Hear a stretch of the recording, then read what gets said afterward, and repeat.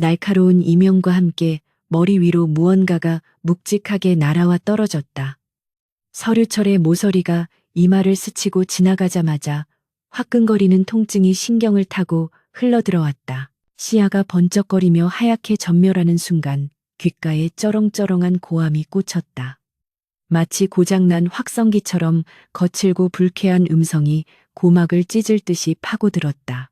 나는 반사적으로 눈을 가늘게 뜨며 흐릿한 시야를 확보하려 애썼다. 눈앞에는 고급스러운 마호가니 원목 테이블이 끝도 없이 펼쳐져 있었고 그 끝자리에 얼굴이 시뻘개진 남자가 씩씩거리고 있었다. 그는 넥타이를 거칠게 풀어헤친 채 삿대질을 해대고 있었는데 그 모습이 마치 사냥감 앞에서 흥분한 짐승 같았다. 나는 본능적으로 상황을 분석하기 시작했다. 이곳은 대기업의 임원 회의실이 분명했고 분위기는 최악으로 치닫고 있었다. 그런데 기이하게도 내 몸은 내 것이 아닌 듯 낯설고 무거웠으며 심장은 터질 듯이 요동치고 있었다. 이것은 단순한 긴장감이 아니라 생물학적인 공포 반응이었다. 남자는 책상을 주먹으로 콱 내리치며 다시 한번 목에 핏대를 세웠다. 네가 감히 내 보고서를 망쳐놓고도 무사할 줄 알았냐는 식의 비난이 쏟아졌다. 나는 천천히 바닥에 떨어진 서류철을 향해 시선을 돌렸다. 흩어진 종이들 사이로 재무제표와 프로젝트 기획안이라는 글자가 눈에 들어왔다. 그 순간 머릿속에서 거대한 해일이 밀려오듯 낯선 기억들이 뇌리를 강타했다. 백할인. 그것이 이 몸의 주인이 가진 이름이었다. DN그룹의 비서실장이자 눈앞에서 길길이 날뛰고 있는 강민재 대표의 약혼녀. 하지만 실상은 허울 좋은 인형이자 감정 쓰레기통에 불과했다. 나는 윤세아로서의 자아와 백할인의 기억이 충돌하는 혼란 속에서 차가운 이성을 되찾기 위해 숨을 깊게 들이마셨다. 윤세아는 대한민국 최고의 기업 구조조정 전문가였으며 죽어가던 기업도 살려내는 미다스의 손이라 불렸다. 그런 내가 고작 이런 무능하고 표독스러운 남자 앞에서 벌벌 떨고 있었다니 용납할 수 없는 일이었다. 강민재는 내가 아무런 대꾸도 없이 멍하니 바닥만 쳐다보고 있자 더욱 화가 치밀어 오른 듯했다. 그는 성큼성큼 다가와 내 어깨를 거칠게 밀치며 소리쳤다. 너 때문에 이번 분기 실적이 엉망이 되면 책임질 수 있냐는 둥, 내 아버지가 사정해서 겨우 자리를 보전해주는 줄 알라는 둥 모욕적인 언사를 서슴지 않았다. 회의실에 앉아있던 십수명의 임원들은 누구 하나 그를 말리지 않고 고개를 숙인 채 침묵을 지키고 있었다. 그들의 침묵은 동조라기보다는 체념과 공포에 가까웠다. 나는 비틀거리는 몸을 바로 세우며 천천히 고개를 들었다. 백할인의 습관대로라면 지금쯤 눈물을 흘리며 죄송하다고 빌어야 했겠지만 내 입꼬리는 미세하게 비틀려 올라갔다. 나는 바닥에 흩어진 서류 중 하나를 집어들고 붉은 펜으로 표시된 부분을 뚫어지게 응시했다. 강민재가 그토록 중요하다고 강조했던 수익률 분석표였다. 하지만 내 눈에 비친 그 숫자는 조잡하기 짝이 없는 조작된 데이터의 나열에 불과했다. 나는 손에 쥔 서류를 탁탁 털어 먼지를 제거한 뒤 강민재를 똑바로 쳐다보았다. 그의 눈이 휘둥그레졌다. 감히 자신의 눈을 피하지 않고 정면으로 응시하는 백할이는 상상조차 해본 적이 없었을 것이다. 나는 건조하고 침착한 목소리로 입을 열었다. 대표님이 말씀하신 이번 분기 손실은 제 실수가 아니라 기초 데이터 입력 단계에서 발생한 환율 계산 오류 때문입니다. 게다가 이 보고서의 12페이지를 보시면 영업이익과 순이익의 상관관계가 전혀 맞지 않습니다. 이건 회계의 기본조차 지켜지지 않은 엉터리 문서입니다. 내 목소리는 크지 않았지만 정막이 감도는 회의실을 가르기에 충분했다. 강민재의 얼굴이 붉은색에서 푸른색으로 변해가는 과정은 꽤 볼만했다. 임원들 사이에서 웅성거리는 소리가 들려왔지만 나는 아랑곳하지 않고 말을 이었다. 만약 이대로 공시가 나갔다면 주가 폭락은 물론이고 금융당국의 감사를 피할 수 없었을 겁니다. 오히려 제가 이 오류를 발견하지 못하고 결제를 올렸다면 그것이야말로 배임에 해당합니다. 강민재는 입을 뻐끔거리며 할 말을 찾지 못한 채 주먹만 부들부들 떨었다.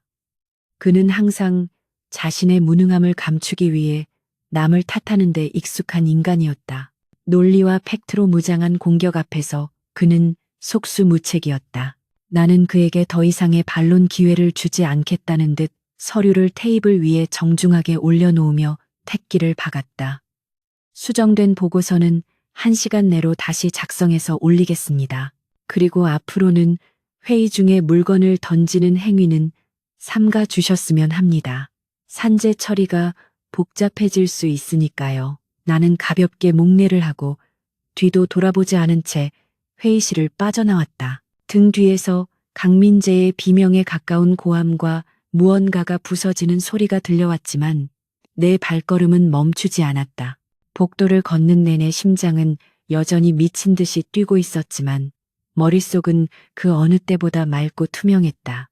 이것은 백할인의 각성이자 윤세아의 부활을 알리는 신호탄이었다. 화장실에 들어서자마자 나는 세면대를 붙잡고 거울 속의 낯선 얼굴을 마주했다. 창백한 피부와 커다란 눈망울 그리고 가녀린 목선은 보호 본능을 자극하기에 충분해 보였다. 하지만 눈동자 깊은 곳에는 예전의 백할인에게서는 찾아볼 수 없는 서늘한 도끼가 서려 있었다. 나는 찬물을 틀어 얼굴을 씻어내며 흐트러진 호흡을 가다듬었다. 기억을 더듬어 보니 백할인은 어린 시절 부모를 잃고 친척들의 손에 자라며 눈치 보는 법을 먼저 배웠던 아이였다. 디엔그룹의 창업주인 할아버지와의 인연으로 강민재와 약혼하게 되었지만 그것은 축복이 아닌 저주였다. 강민재는 그녀를 자신의 액세서리 취급하며 가스라이팅을 일삼았고 백할이는 스스로를 갉아먹으며 시들어갔다. 하지만 이제는 다르다. 신이 내게 두 번째 기회를 준 이유가 무엇이든 간에 나는 절대로 예전처럼 살지 않을 것이다. 나는 거울 속의 여자에게 단호하게 속삭였다. 이제부터 이 게임의 룰은 내가 정해. 핸드폰을 꺼내 일정을 확인하던 중 익숙한 이름 하나가 눈에 들어왔다. 차수연, 백할인의 유일한 친구이자 디엔그룹의 크리에이티브 디렉터. 기억 속의 그녀는 언제나 당당하고 능력 있는 커리어 우먼이었지만 최근 강민재의 견제로 인해 지방 발령 위기에 처해 있었다. 나는 즉시 그녀가 있는 곳으로 향했다. 본사 15층에 위치한 디자인 연구소는 회색빛 사무실과는 달리 활기차고 감각적인 분위기였지만 구석진 탕비실에서 흘러나오는 공기는 무겁기만 했다. 문을 열고 들어가자 짐을 싸고 있는 차수연의 뒷모습이 보였다. 그녀는 박스에 책과 서류들을 거칠게 쑤셔넣고 있었는데 어깨가 묘하게 떨리고 있었다. 나는 인기척을 내며 그녀의 이름을 불렀다. 수연아. 그녀가 흠칫 놀라며 뒤를 돌아보았다. 충혈된 눈과 헝클어진 머리카락이 그녀가 겪고 있는 스트레스를 짐작게 했다. 차수연은 나를 보자마자 한숨을 내쉬며 박스를 바닥에 내려놓았다. 할인아, 너 회의실에서 깨졌다며. 강민재 그 자식이 또 사람들 앞에서 망신 줬다면서. 진짜 내가 더러워서 못해 먹겠어. 나 그냥 사표 쓰고 나갈 거야. 더 이상은 못 참아. 그녀는 분을 이기지 못하고 씩씩거리며 책상 위에 명패를 집어 던지려 했다. 나는 재빨리 다가가 그녀의 손목을 부드럽게 감싸 쥐었다. 차수연의 손은 차갑게 식어 있었다. 나는 그녀의 눈을 똑바로 바라보며 고개를 저었다. 아니, 넌 나가지 마. 나가는 건 우리가 아니라 강민재가 되어야지. 내 말에 차수연의 눈동자가 흔들렸다. 그녀는 내가 농담을 한다고 생각했는지 헛웃음을 지으며 내 손을 뿌리치려 했다. 야, 백할인. 너 또 착한 척 참는 척 하는 거면 그만둬. 그 인간은 안 변해. 우리가 나가는 게 유일한 답이라고. 나는 차수연을 탕비실 의자에 앉히고 자판기에서 따뜻한 커피를 뽑아 건넸다. 그리고 내 안에 있는 윤세아의 인격을 전면에 내세우며 차분하게 설명하기 시작했다. 수연아, 잘 들어. 내가 아까 회의실에서 본 강민재의 보고서는 단순한 무능의 산물이 아니었어. 그건 의도적인 분식회계의 흔적이었어. 누군가가 회사 자금을 빼돌리기 위해 숫자를 맞춘 거야. 강민재는 그걸 검토조차 안 하고 가져온 멍청이고, 차수연은 커피를 마시려다 멈칫하며 나를 쳐다보았다. 그녀의 표정이 서서히 진지해졌다. 너 지금 무슨 소리 하는 거야? 분식회계라니. 그게 사실이면 강민재는 감옥행이야. 나는 고개를 끄덕였다. 맞아. 그리고 그 증거를 찾으려면 네가 내 옆에 있어야 해. 너는 시스템 접근 권한이 있고 회사 내부 사정을 누구보다 잘 알잖아. 우리가 힘을 합치면 그를 끌어내릴 수 있어. 차수연은 믿을 수 없다는 듯 나를 빤히 바라보았다. 그녀는 내 얼굴에서 평소에 유약하고 우유부단한 백할인이 아닌 낯선 카리스마를 느낀 듯했다. 너 오늘 좀 다르다. 아니, 많이 달라. 예전 같았으면 화장실에 처박혀서 울고 있었을 텐데 눈빛이 변했어. 나는 어깨를 으쓱하며 옅은 미소를 지었다. 사람이 죽다 살아나면 변한다잖아. 나 오늘 회의실에서 서류철에 맞았을 때 정말 죽는 줄 알았거든. 그리고 결심했어. 더 이상은 바보처럼 당하고 살지 않겠다고. 내 말에 차수연은 잠시 침묵하더니 픽 웃음을 터뜨렸다. 그래, 독해지니까 훨씬 낫네. 진작 좀 그러지 그랬냐. 그녀는 짐을 싸던 박스를 발로 툭 차서 구석으로 밀어버렸다. 좋아. 내 말대로 사표는 보류할게. 대신 조건이 있어. 만약 실패하면 그땐 나랑 같이 손잡고 이 회사 떠나는 거야. 알았지. 우리는 서로를 마주보며 짧지만 강렬한 눈빛을 교환했다.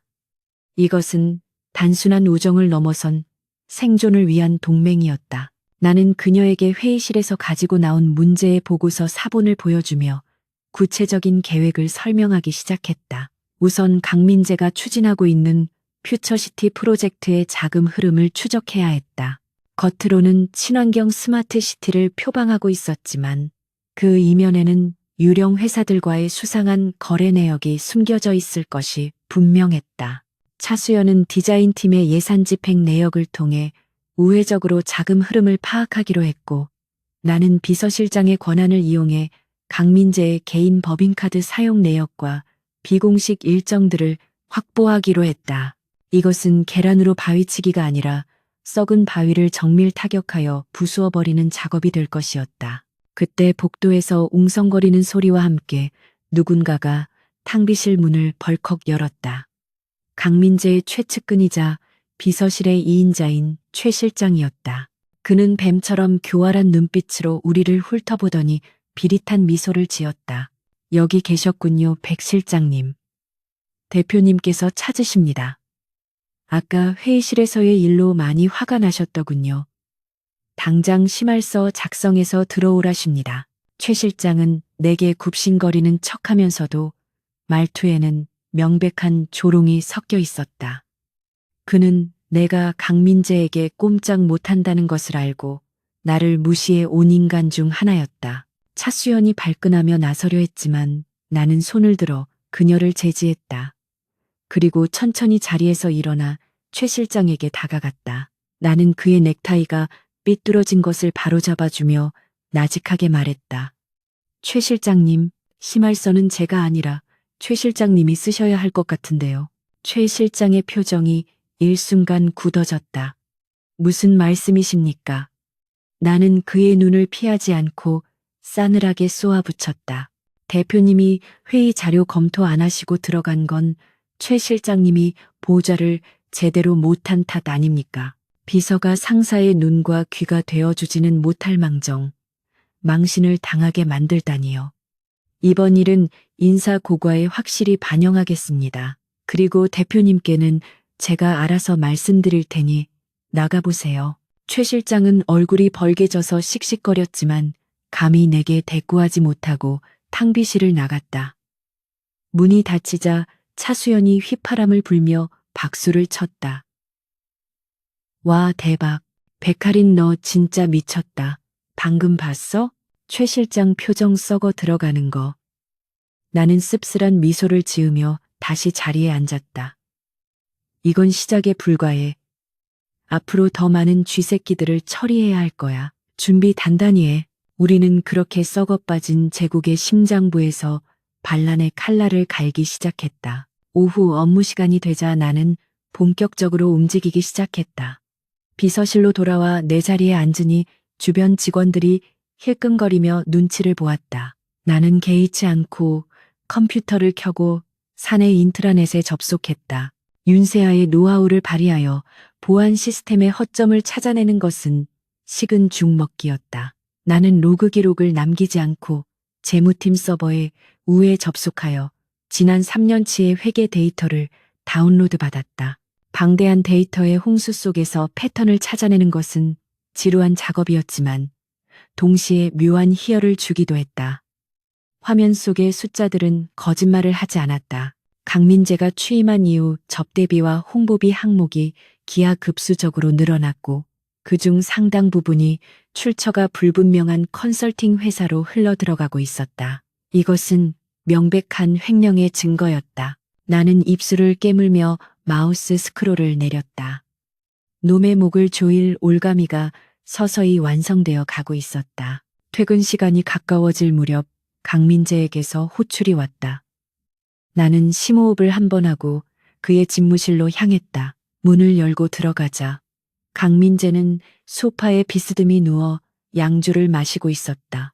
방 안에는 독한 알코올 냄새와 향수 냄새가 뒤섞여 역겨운 공기를 만들어내고 있었다. 그는 나를 보더니 빈잔을 던지듯 테이블에 내려놓으며 비아냥거렸다.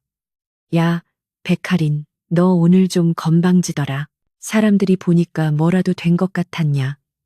내가 봐주니까 기어오르는 모양인데 주제 파악 좀 해. 너는 내가 버리면 아무것도 아니야. 그는 여전히 상황 파악을 못하고 있었다. 나는 바닥에 굴러다니는 유리잔 파편을 피해 그에게 다가갔다. 그리고 테이블 위에 아까 정리한 수정 보고서를 올려놓으며 차갑게 말했다. 주제 파악은 대표님이 하셔야죠. 오늘 회의에서 보여주신 모습은 경영자로서 자질미달이었습니다. 강민재가 벌떡 일어나며 손을 치켜들었다. 인연이 미쳤나 진짜. 확 때려줄까 보다. 그의 손바닥이 내 뺨을 향해 날아오는 순간 나는 재빨리 몸을 틀어 그의 팔목을 낚아챘다. 그리고 중심을 잃은 그를 반대쪽으로 밀쳐버렸다. 강민재는 꼴사납게 소파 위로 나뒹굴었다. 그는 믿을 수 없다는 표정으로 나를 올려다보았다. 너 지금 뭐 하는 짓이야? 나는 흐트러진 옷매무새를 다듬으며 그를 내려다보았다. 폭력은 범죄입니다. 대표님. 그리고 앞으로 제 몸에 손대지 마세요. 한 번만 더 그러시면 그땐 경찰 부르겠습니다. 나는 멍해진 그를 뒤로하고 집무실을 나왔다. 문을 닫는 순간 등 뒤에서 들려오는 욕설과 고함이 마치 패배한 개가 짖는 소리처럼 들렸다. 나는 주먹을 꽉 쥐었다. 이제 전쟁은 시작되었다. 그리고 이 전쟁의 승자는 반드시 내가 될 것이다. 어둠이 짙게 깔린 서울의 밤거리는 화려한 네온사인으로 번쩍이고 있었지만 차수연의 오피스텔 거실은 오직 모니터에서 뿜어져 나오는 푸른빛만이 감돌고 있었다. 우리는 퇴근 후 곧바로 이곳으로 직행하여 내가 빼내온 데이터를 분석하는 데 매달렸다. 테이블 위에는 식어버린 배달 음식 용기와 빈 커피 캔들이 어지럽게 널려 있었지만 누구 하나 치울 생각을 하지 못했다. 그만큼 모니터 속에 펼쳐진 디엔그룹의 재무 상태는 참혹하기 그지없었다. 윤세아로서 수많은 기업의 장부를 들여다보았지만 이토록 노골적이고 지저분하게 조작된 장부는 처음이었다. 강민재는 마치 회사를 자신의 개인 금고처럼 여기고 있었으며 이사회의 감시망을 피하기 위해 교묘하게 자금을 세탁하고 있었다.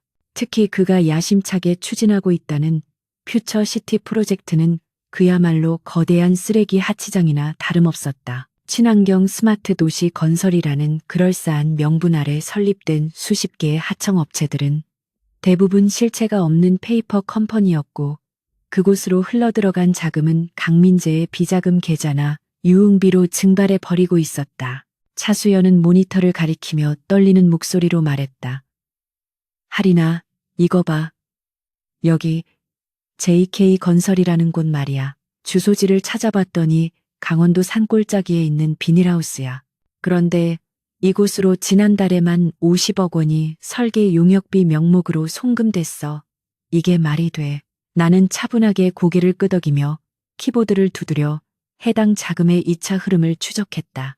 돈은 JK 건설 계좌에 입금되자마자 다시 여러 개의 차명 계좌로 쪼개져 해외로 빠져나갔고 최종적으로는 케이맨 제도에 있는 유령 법인으로 흘러 들어갔다. 전형적인 자금 세탁 수법이었다. 강민재는 자신의 무능함을 감추기 위해 회사의 피를 빨아먹는 거머리 같은 존재였다. 나는 차수연에게 단호하게 말했다. 이 정도 증거면 강민재를 배임 및 횡령 혐의로 고발하기에는 충분해. 하지만 법적인 절차만으로는 부족해. 놈은 로펌을 동원해서 어떻게든 빠져나가려 할 거야. 우리는 그가 다시는 재기할 수 없도록 사회적으로 완전히 매장해야 해. 그러기 위해서는 더 구체적이고 파괴력 있는 내부 고발자가 필요해. 우리는 잠시 작업을 멈추고 머리를 맞대었다.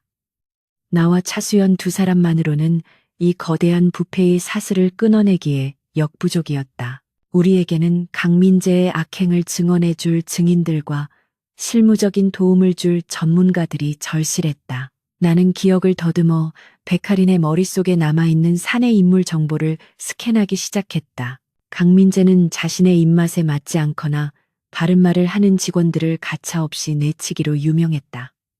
그 과정에서 수많은 인재들이 억울하게 회사를 떠나거나 한직으로 밀려났다. 그들이야말로 우리의 잠재적인 동맹군이었다. 나는 수첩을 꺼내 몇몇 이름을 적어 내려갔다. 첫 번째는 김지훈 전 법무팀장이었다. 그는 강민재의 불법적인 지시를 거부하다가 지하 자재 관리팀으로 좌천된 인물이었다. 두 번째는 이혜진 전 홍보팀 과장이었다. 그녀는 탁월한 언론 대응 능력을 갖추고 있었으나 강민재의 술자리 호출을 거절했다는 이유로 지방 공장으로 발령 날 뻔하다가 겨우 본사 자료실에 남아있는 상태였다. 다음 날 점심시간. 나는 사람들이 잘 찾지 않는 지하 주차장 구석의 흡연 구역으로 향했다. 그곳에는 낡은 작업복을 입고 쪼그려 앉아 담배를 피우고 있는 남자가 있었다. 한때 디엔그룹 최고의 법률 전문가로 불리던 김지훈 팀장이었다. 그는 덥수룩한 수염과 초점 잃은 눈동자로 허공을 응시하고 있었다. 나는 조용히 그에게 다가가 인기척을 냈다. 김 팀장님 오랜만입니다. 그는 귀찮다는 듯 고개를 돌려 나를 쳐다보더니 피고섰다. 아, 비서실장님이 여긴 웬일입니까? 회장님 똥 닦아드리느라 바쁘실 텐데 이런 누추한 곳까지 행차하시고. 그의 말투에는 날선 조소와 패배감이 가득했다. 예전에 백할인이라면 상처받아 돌아섰겠지만 나는 개의치 않고 그의 옆에 섰다. 드릴 말씀이 있어서 왔습니다. 여기 썩어가는 냄새가 진동을 하네요. 담배 냄새 말고 회사 썩는 냄새요. 내 말에 김지훈의 눈썹이 꿈틀거렸다. 그는 피우던 담배를 바닥에 비벼끄며 자리에서 일어났다. 무슨 뚱딴지 같은 소리입니까? 나는 주위를 살핀 뒤 품 안에서 서류 봉투 하나를 꺼내 그에게 건넸다. 어젯밤 차수연과 함께 정리한 강민재의 횡령 증거 요약본이었다. 김지훈은 의심스러운 눈초리로 봉투를 받아들고 내용을 훑어보았다. 처음에는 심드렁하던 그의 표정이 장을 넘길수록 경악으로 바뀌어갔다. 손이 미세하게 떨리는 것이 보였다. 그는 거칠게 숨을 몰아쉬며 나를 쳐다보았다. 이거 어디서 났습니까? 아니 그것보다 이걸 왜 나한테 보여주는 겁니까? 이건 당신 약혼자 목을 조르는 밧줄이에요. 나는 차가운 미소를 지으며 대답했다. 약혼자이기 전에 저는 이 회사의 직원입니다. 그리고 곧 그 약혼이라는 것도 끝낼 생각이고요. 팀장님 언제까지 이곳에서 박스나 나르며 썩으실 겁니까? 당신의 그 명석한 두뇌와 정의감을 이런 식으로 낭비하는 게 억울하지도 않으세요? 김지우는 입술을 꽉 깨물었다. 그의 눈동자 속에서 오랫동안 꺼져 있던 불꽃이 다시 타오르는 것이 느껴졌다. 그는 잠시 침묵하더니 낮게 읊조렸다. 내가 뭘 하면 됩니까? 오후에는 자료실에 박혀 먼지를 뒤집어 쓰고 있는 이혜진 과장을 찾아갔다. 그녀는 산더미처럼 쌓인 철 지난 신문들을 스크랩하는 무의미한 업무를 반복하고 있었다. 내가 나타나자 그녀는 놀란 토끼 눈을 하며 자리에서 벌떡 일어났다. 비서실장님, 무슨 일이세요? 제가 뭐 잘못한 거라도 있나요? 그녀는 여전히 강민재와 그 측근들에 대한 공포심을 가지고 있었다. 나는 그녀를 안심시키기 위해 부드러운 목소리로 말했다. 아니요, 잘못한 건 과장님이 아니라 윗선이죠. 잠깐 시간 좀 내주실 수 있을까요? 우리는 옥상 정원으로 올라가 자판기 커피를 마시며 대화를 나누었다. 나는 그녀에게 곧 있을 퓨처 시티 론칭 파티에 대해 언급했다. 강민재는 그 파티를 자신의 업적을 과시하는 자리로 만들려 하고 있었다. 하지만 나는 그 자리를 그의 무덤으로 만들 계획이었다. 그러기 위해서는 언론과 여론을 움직일 수 있는 홍보 전문가의 도움이 절실했다. 이혜진은 내 계획을 듣고 처음에는 망설이는 기색이 역력했다. 만약 실패하면 그나마 붙어있는 목숨줄마저 끊어질 것이라는 두려움 때문이었다. 하지만 내가 차수연과 김지훈 팀장도 함께하기로 했다는 사실을 알리자 그녀의 눈빛이 흔들렸다. 할인 씨, 아니 실장님. 정말 우리가 그 사람을 이길 수 있을까요? 그 사람은 괴물이에요. 돈과 권력으로 뭐든지 할 수 있는. 나는 단호하게 고개를 저었다. 아니요, 그는 괴물이 아니라 겁쟁이입니다. 자신의 무능함이 들통날까봐 권력 뒤에 숨어 있는 어린애일 뿐이에요. 그리고 우리는 그 가면을 벗겨버릴 거고요. 이 과장님 당신이 쓴 보도자료는 언제나 진실하고 힘이 있었어요. 다시 한번 그 펜으로 회사를 구해주세요. 나의 진심 어린 설득에 이혜진은 눈물을 글썽이며 고개를 끄덕였다. 그녀 역시 마음속 깊은 곳에서는 복수를 꿈꾸고 있었던 것이다. 좋아요. 까짓 거 해보죠. 어차피 잃을 것도 없는데요. 그날 밤 우리는 보안이 철저한 멤버십 와인 바의 룸을 빌려 첫 번째 전략 회의를 가졌다. 나와 차수연, 김지훈 그리고 이혜진. 이렇게 4명의 반란군이 한자리에 모였다.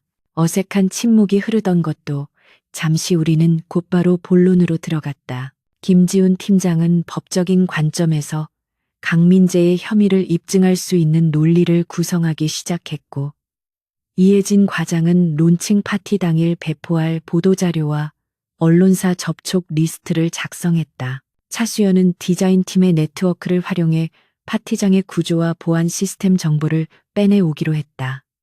나는 이 모든 과정을 총괄하며 전체적인 시나리오를 짰다. 우리의 목표는 단순했다. 3일 뒤 열리는 론칭 파티에서 강민재가 전 세계 파트너들 앞에서 스스로 자신의 치부를 드러내게 만드는 것, 그리고 그 순간을 놓치지 않고 준비된 증거들을 터뜨려 그를 회생 불가능한 상태로 만드는 것이었다. 그것은 마치 살얼음판 위를 걷는 듯한 위험한 도박이었지만 우리 모두의 눈에는 결의가 가득했다. 한편 그 시각 강민재는 강남의 고급 클럽 룸에서 측근들과 함께 술판을 벌이고 있었다. 쿵쿵거리는 음악 소리와 화려한 조명 아래서 그는 값비싼 샴페인을 터뜨리며 호기롭게 외쳤다. 야, 이번 퓨처시티 프로젝트만 성공하면 디엔그룹은 완전히 내 거야.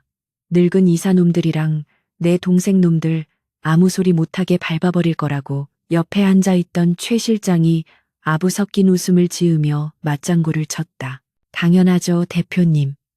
이미 해외 투자자들도 줄을 섰습니다. 이번 론칭 파티는 전설이 될 겁니다. 강민재는 낄낄거리며 여 종업원의 허리를 감싸 안았다. 그런데 요즘 백할인 그 기집애가 좀 이상하단 말이야.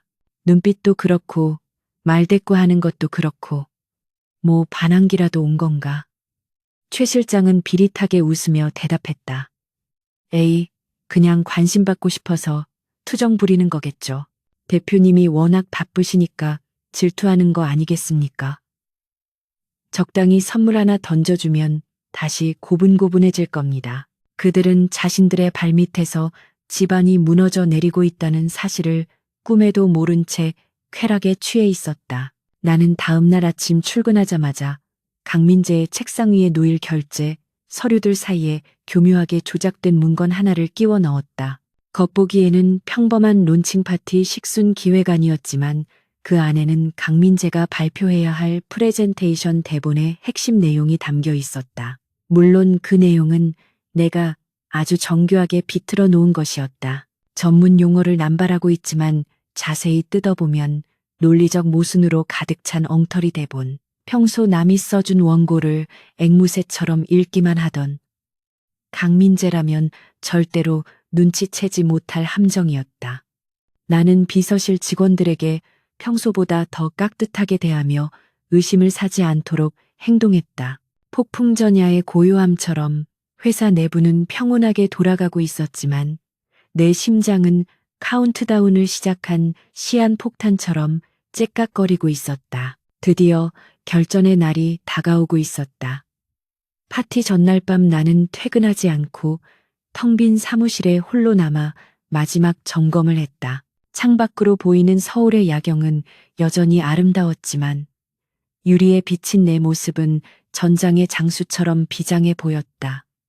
그때 문이 열리며 강민재가 비틀거리며 들어왔다. 술 냄새가 진동했다. 그는 나를 보더니 느물거리며 다가왔다. 야, 백할인. 너 아직도 안 갔냐? 내일 파티 준비는 완벽하겠지. 실수하면 죽어 진짜. 그는 내 턱을 잡으려 했지만 나는 반보 뒤로 물러서며 정중하게 고개를 숙였다. 네, 대표님. 완벽하게 준비했습니다. 대표님이 평생 잊지 못할 밤이 되도록 말이죠. 강민재는 내 말의 속뜻을 전혀 알아차리지 못한 채 만족스러운 듯 콧노래를 부르며 집무실로 들어갔다. 나는 그의 뒷모습을 보며 싸늘하게 뇌까렸다. 그래, 기대해. 내일 밤 너의 그 오만함이 너를 어떻게 파멸시키는지 똑똑히 보여줄 테니까. 나는 집무실을 나와 지하 주차장으로 향했다. 차 안에는 차수연이 미리 시동을 걸고 기다리고 있었다. 조수석에 올라타자 그녀가 긴장된 표정으로 물었다. 대본은 넘어갔어? 나는 고개를 끄덕이며 안전벨트를 맸다. 응, 의심 없이 가져갔어. 아마 읽어보지도 않고 내일 무대에 올라갈 거야. 차수연은 안도의 한숨을 내쉬며 핸들을 꽉 쥐었다. 좋아. 김지훈 팀장님이랑 이혜진 과장님도 준비 끝났대. 내일 파티장에 잠입할 기자들도 섭외 완료됐고 이제 주사위는 던져졌어. 차가 어둠을 뚫고 도로 위를 질주하기 시작했다. 창문을 열자 차가운 밤바람이 머리카락을 헝클어뜨렸다. 두려움보다는 설렘이 앞섰다. 내일이면 무능하고 부패한 독재자를 끌어내리는 역사의 현장에 우리가 서 있게 될 것이다. 빙의한 날부터 지금까지의 모든 굴욕과 분노를 내일 밤 모두 갚아주리라. 나는 주먹을 꽉 쥐며 어둠 속을 응시했다. 우리의 반격은 지금부터가 진짜 시작이었다. 화려한 샹들리에 불빛이 쏟아지는 호텔 그랜드 볼룸은 성공을 가장한 허영으로 가득 차 있었다. DN그룹의 사운이 걸렸다고 선전해댄 퓨처시티 론칭 파티장은 정재계 인사들과 해외 투자자들 그리고 취재진으로 인산인해를 이루고 있었다. 최고급 샴페인이 물처럼 흘렀고 사람들의 웃음소리와 잔 부딪히는 소리가 끊이지 않았다. 하지만 내 눈에는 이 모든 것이 곧 무너져 내릴 모래성처럼 위태로워 보였다. 나는 윤세아의 안목으로 파티장의 구석구석을 훑었다.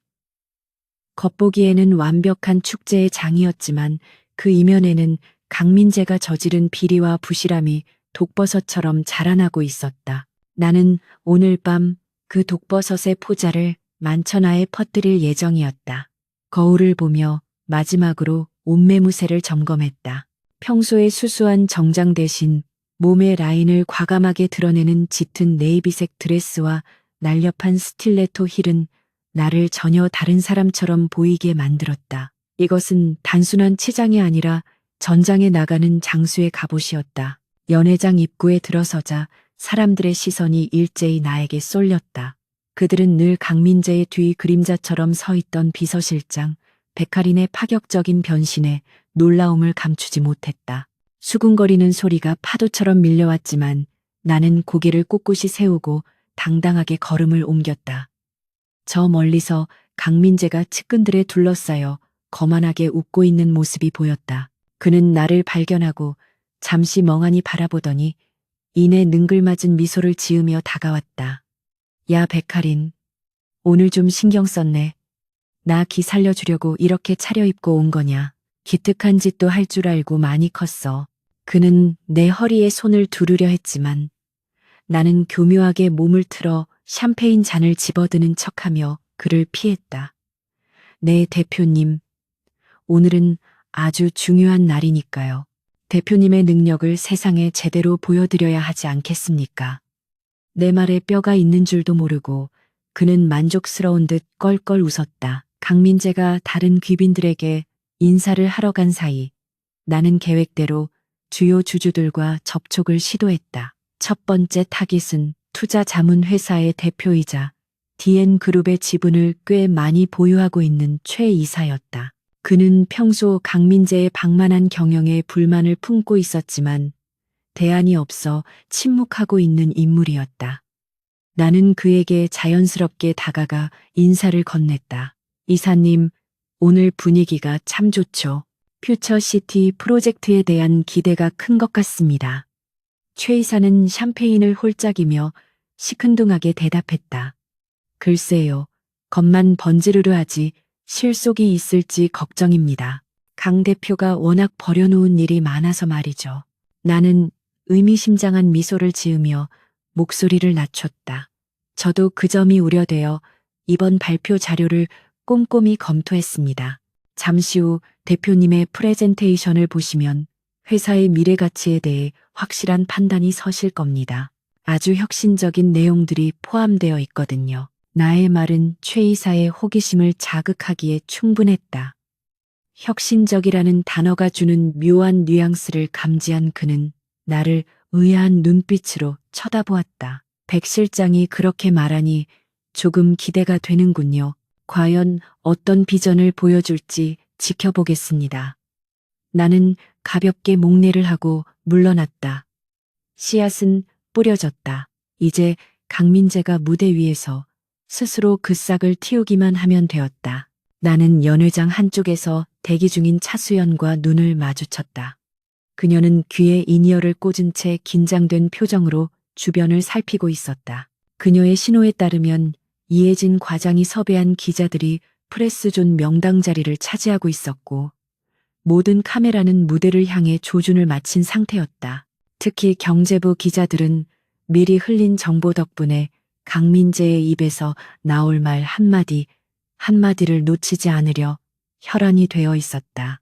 모든 것이 완벽한 시나리오대로 흘러가고 있었다. 잠시 후 조명이 어두워지고 웅장한 음악과 함께 사회자가 강민재를 소개했다.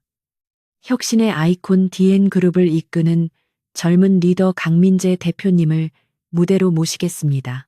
쏟아지는 박수 갈채 속에 강민재가 위풍당당하게 단상 위로 올라갔다. 그는 자신감 넘치는 표정으로 청중을 둘러보더니 마이크를 잡았다. 여러분, 바쁘신 와중에도 이 자리에 참석해 주셔서 감사합니다. 오늘 저는 DN그룹이 나아갈 새로운 미래, 퓨처시티의 청사진을 여러분께 공개하고자 합니다. 대형 스크린에 화려한 그래픽 영상이 재생되자 사람들의 시선이 집중되었다. 강민재는 프롬프터에 띄워진 대본을 읽어내려가기 시작했다. 목소리는 힘찼지만 그 내용은 내가 심어놓은 시한폭탄 그 자체였다. 그는 자신이 무슨 말을 하는지 전혀 이해하지 못한 채 앵무새처럼 글자를 읊조리고 있었다. 이 프로젝트의 핵심은 지속 가능한 적자 확대와 초고속 아날로그 블록체인 기술의 융합에 있습니다. 우리는 환경을 파괴하지 않는 친환경 원자력, 석탄 발전을 통해 에너지를 자급자족할 것입니다. 강민재의 입에서 튀어나온 말도 안 되는 단어들의 조합에 청중석 곳곳에서 웅성거리는 소리가 들리기 시작했다. 지속 가능한 적자 확대라니, 친환경 원자력, 석탄 발전이라니, 경제 상식은커녕 초등학생 수준의 지식만 있어도 말이 안 된다는 것을 알 수 있는 내용이었다. 하지만 강민재는 멈추지 않고 더 큰 목소리로 외쳤다. 또한 우리는 수익률의 마이너스 성장을 통해 주주 가치를 극대화하고 자본 잠식을 기업의 핵심 동력으로 삼을 것입니다. 이 대목에 이르자 통역을 하던 동시 통역사들이 당황하여 말을 잇지 못하고 멈춰버리는 사태가 발생했다. 외국인 투자자들은 통역기가 고장난 줄 알고 기기를 두드려댔고 한국어를 알아듣는 사람들은 자신의 귀를 의심했다. 처음에는 작은 웅성거림이었던 소음이 점차 킬킬거리는 비웃음으로 바뀌어갔다. 최 이사는 안경을 벗어 닦으며 헛웃음을 터뜨렸고 기자들은 신이 나서 셔터를 눌러댔다. 분위기가 심상치 않음을 감지한 강민재가 잠시 말을 멈추고 객석을 쳐다보았다. 그는 사람들이 왜 웃는지 전혀 이해하지 못하는 표정이었다. 당황한 그는 땀을 뻘뻘 흘리며 다음 장을 넘겼다. 하지만 그곳에는 더 황당한 내용이 기다리고 있었다. 우리의 목표는 전 세계 70억 인구를 DNA 빚쟁이로 만드는 것이며 이를 위해 글로벌 금융사기 네트워크를 구축할 것입니다.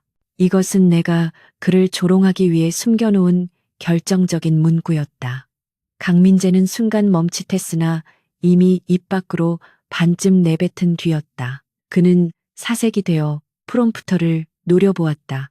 무언가 잘못되었다는 것을 그제야 깨달은 것이다. 연회장은 순식간에 아수라장이 되었다. 여기저기서 야유와 조소가 터져 나왔다. 저게 지금 무슨 소리야? 대표가 미친 거 아니야? 개그 콘서트 하러 왔나?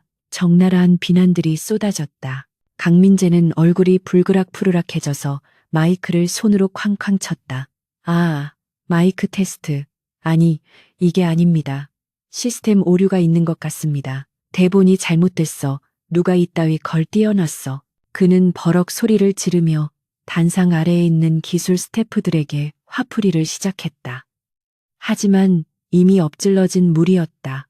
그의 무식함과 준비 부족, 그리고 돌발 상황에서의 저열한 대처 능력은 생중계 카메라를 통해 전 세계로 송출되고 있었다. 나는 팔짱을 낀 채 그 광경을 차갑게 지켜보았다. 그가 자랑하던 권위와 명예가 바닥에 떨어져 산산조각이 나는 순간이었다. 무대 뒤편에서 지켜보던 최 실장이 사태를 수습하기 위해 허둥지둥 뛰어 올라왔다. 대표님 내려오시죠. 일단 진정하십시오. 최 실장은 강민재의 팔을 잡아 끌었지만 강민재는 이성을 잃고 그의 손을 뿌리쳤다.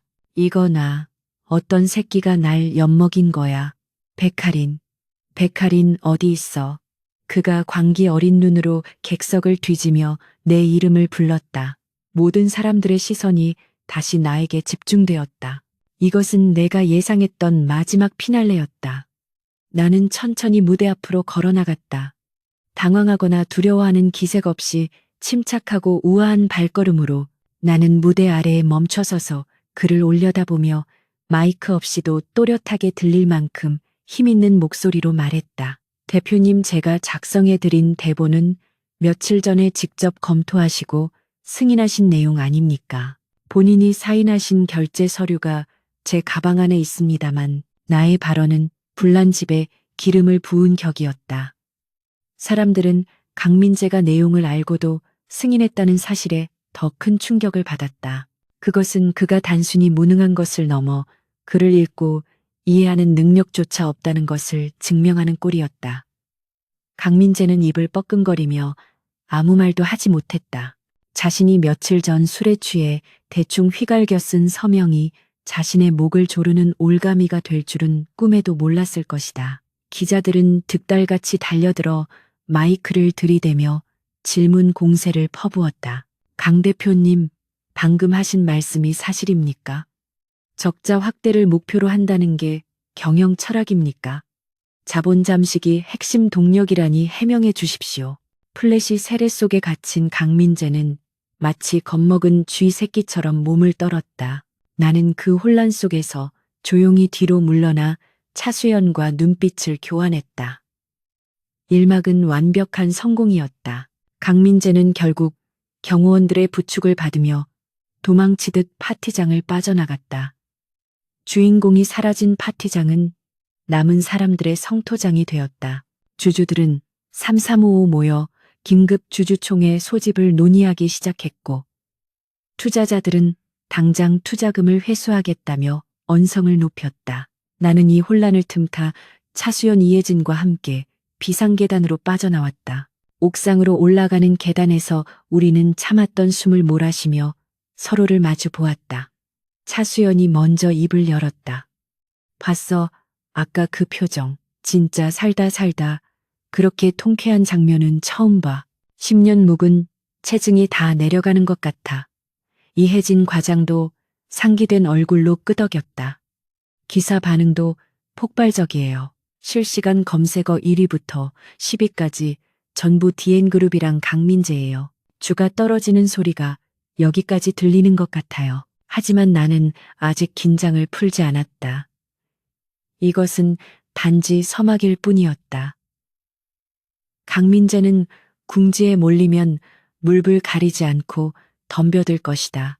그는 자신의 실수를 인정하기보다는 남 탓을 하며 희생양을 찾으려 할 게 뻔했다. 그리고 그 첫 번째 타깃은 분명 나일 것이다. 나는 핸드폰을 꺼내 김지훈 팀장에게 메시지를 보냈다. 작전 1단계 성공. 놈이 이성을 잃었으니 이제 2단계를 준비하세요. 법무팀 내의 동향 파악 부탁드립니다. 전송 버튼을 누른 뒤 나는 친구들에게 말했다. 좋아, 다들 수고했어. 하지만 오늘 밤은 집에 들어가지 말고 안전한 곳에 피해 있어. 강민재가 깡패들을 동원할 수도 있어. 오늘 보여준 추태를 덮으려면 무슨 짓이든 할 인간이야. 내일 아침 우리는 회사가 아닌 검찰청 앞에서 다시 만나는 거야. 그때 내 핸드폰이 요란하게 울렸다. 발신자는 강민재였다. 나는 잠시 액정 화면을 바라보다가 차가운 미소를 지으며 종료 버튼을 눌렀다. 그리고 전원을 아예 꺼버렸다. 이제 그와의 대화는 끝났다. 앞으로 남은 것은 법의 심판과 처절한 몰락뿐이었다. 옥상 문을 열고 나가자 시원한 밤바람이 뜨거워진 얼굴을 식혀주었다. 저 멀리 화려한 도시의 불빛들이 마치 우리를 응원하는 촛불처럼 반짝이고 있었다. 나는 난간에 기대어 아래를 내려다보았다. 호텔 입구에는 기자들에게 둘러싸여 차에 타지 못하고 곤욕을 치르고 있는 강민재의 모습이 개미처럼 작게 보였다. 나는 그 모습을 눈에 새기며 나지막이 읊조렸다. 무능한 왕이여, 너의 왕국은 오늘 밤부로 끝났다. 이제 진짜 주인들이 나설 차례야. 우리는 옥상을 내려와 미리 준비해둔 안전가옥으로 이동했다. 그곳은 내가 윤세아였던 시절 비밀리에 마련해둔 오피스텔로 외부인의 출입이 철저히 통제되는 곳이었다. 소파에 둘러앉아 뉴스를 틀자 온통 강민재의 론칭 파티 영상으로 도배가 되어 있었다. 앵커들은 DN그룹의 리더십 부재와 오너 리스크를 강도 높게 비판하고 있었다. 전문가 패널로 나온 한 교수는 이것은 단순한 해프닝이 아니라 기업의 구조적인 병폐가 드러난 사건이라고 진단했다. 나는 캔 맥주를 따서 한 모금 마셨다. 쌉싸름한 맥주 맛이 목을 타고 넘어가자 그제야 긴장이 조금 풀리는 것 같았다. 하지만 머릿속은 이미 다음 수를 계산하느라 분주하게 돌아가고 있었다. 내일이면 강민재는 나를 횡령범이나 산업 스파이로 몰아세울 것이다. 그가 짠 프레임에 갇히지 않으려면 우리가 먼저 선수를 쳐야 했다. 나는 가방에서 두툼한 서류철을 꺼내 테이블 위에 올려놓았다. 그것은 강민재의 숨통을 끊어놓을 결정적인 증거 JK건설의 실소유주 증명서류였다. 다음 날 아침 DN그룹 본사 최상층에 위치한 대표이사 집무실은 그야말로 폭격 맞은 전쟁터를 방불케 했다. 깨진 도자기 파편과 찢어진 서류 뭉치가 바닥을 뒤덮고 있었고 값비싼 양주병이 벽에 부딪혀 산산조각이 나 있었다. 강민재는 핏발선 눈으로 창밖을 노려보고 있었다. 어젯밤에 악몽 같았던 론칭 파티는 그의 자존심을 짓밟은 것도 모자라 회사의 주가를 반토막 내버렸다. 아침부터 빗발치는 주주들의 항해 전화와 이사회의 해명 요구에 그는 완전히 이성을 잃은 상태였다. 그는 자신의 무능함을 인정하는 대신 분노를 쏟아낼 희생양을 찾고 있었다. 그의 머릿속은 오직 배신자에 대한 복수심으로 가득 차 있었다. 백할인, 그 이름 세 글자가 뇌리에 박혀 떠나지 않았다. 감히 내 뒤통수를 쳐 죽여버릴 거야. 그는 이를 갈며 책상 위에 놓인 인터폰을 거칠게 눌렀다. 감사팀장 당장 들어오라고 해. 잠시 후 감사팀장 장 전무가 헐레벌떡 들어왔다. 그는 강민재의 더러운 뒷일을 처리해주며 승승장구해 온 인물로 눈치 빠르고 비열하기로 소문난 자였다. 장 전무는 난장판이 된 사무실 풍경에 흠칫 놀랐지만 애써 침착한 표정을 지으며 고개를 숙였다. 부르셨습니까, 대표님? 강민재는 그에게 다가가 멱살을 잡듯 거칠게 소리쳤다. 당장 디자인팀 압수수색해. 차수연, 그년이 횡령한 증거 찾아내. 없으면 만들어서라도 가져와. 그리고 백할인 그 기집애는 내 방으로 끌고 오고. 장 전무는 강민재의 광기 어린 눈빛에 압도되어 식은땀을 흘리며 대답했다. 하지만 대표님 명확한 증거 없이 무리하게 감사를 진행하면 노조 반발도 있고 역풍이 불 수 있습니다. 강민재는 옆에 있던 재떨이를 집어 던지며 고함을 질렀다. 시끄러워. 시키면 시키는 대로 해. 내가 이 회사 주인이야. 내 말 안 들으면 너도 끝장인 줄 알아. 장 전무가 도망치듯 나가고 얼마 지나지 않아 사내 방송을 통해 긴급 감사 공지가 떨어졌다. 표적은 명백하게 차수연이 이끄는 디자인팀이었다. 검은 양복을 입은 감사팀 직원들이 들이닥쳐 직원들을 복도로 내몰고 컴퓨터와 서류를 압수하기 시작했다. 사무실은 순식간에 아수라장이 되었다. 직원들은 겁에 질려 웅성거렸지만 차수연만은 자리에 앉아 팔짱을 낀 채 그 광경을 싸늘하게 지켜보고 있었다. 그녀는 이미 내가 보낸 메시지를 받고 이 상황을 예견하고 있었다. 감사팀 직원 한 명이 그녀의 책상으로 다가가 소리쳤다. 차수연 이사님, 지금부터 업무상 횡령 및 배임 혐의로 PC와 개인 소지품을 압수하겠습니다. 협조해 주시죠. 차수연은 코웃음을 치며 천천히 자리에서 일어났다. 영장은 가져오셨나요? 사규에도 절차라는 게 있을 텐데요. 이렇게 막무가내로 털어가면 나중에 감당하실 수 있겠어요. 차수연의 당당한 태도에 감사팀 직원은 잠시 당황했지만 위선에서 떨어진 불호령이 있었기에 강압적으로 그녀의 노트북을 낚아챘다. 뒤져보면 뭐라도 나오겠지. 없으면 심어놓기라도 하라는 게 강민재의 지시였다. 하지만 그들이 가져간 노트북은 차수연이 미리 준비해둔 미끼였다.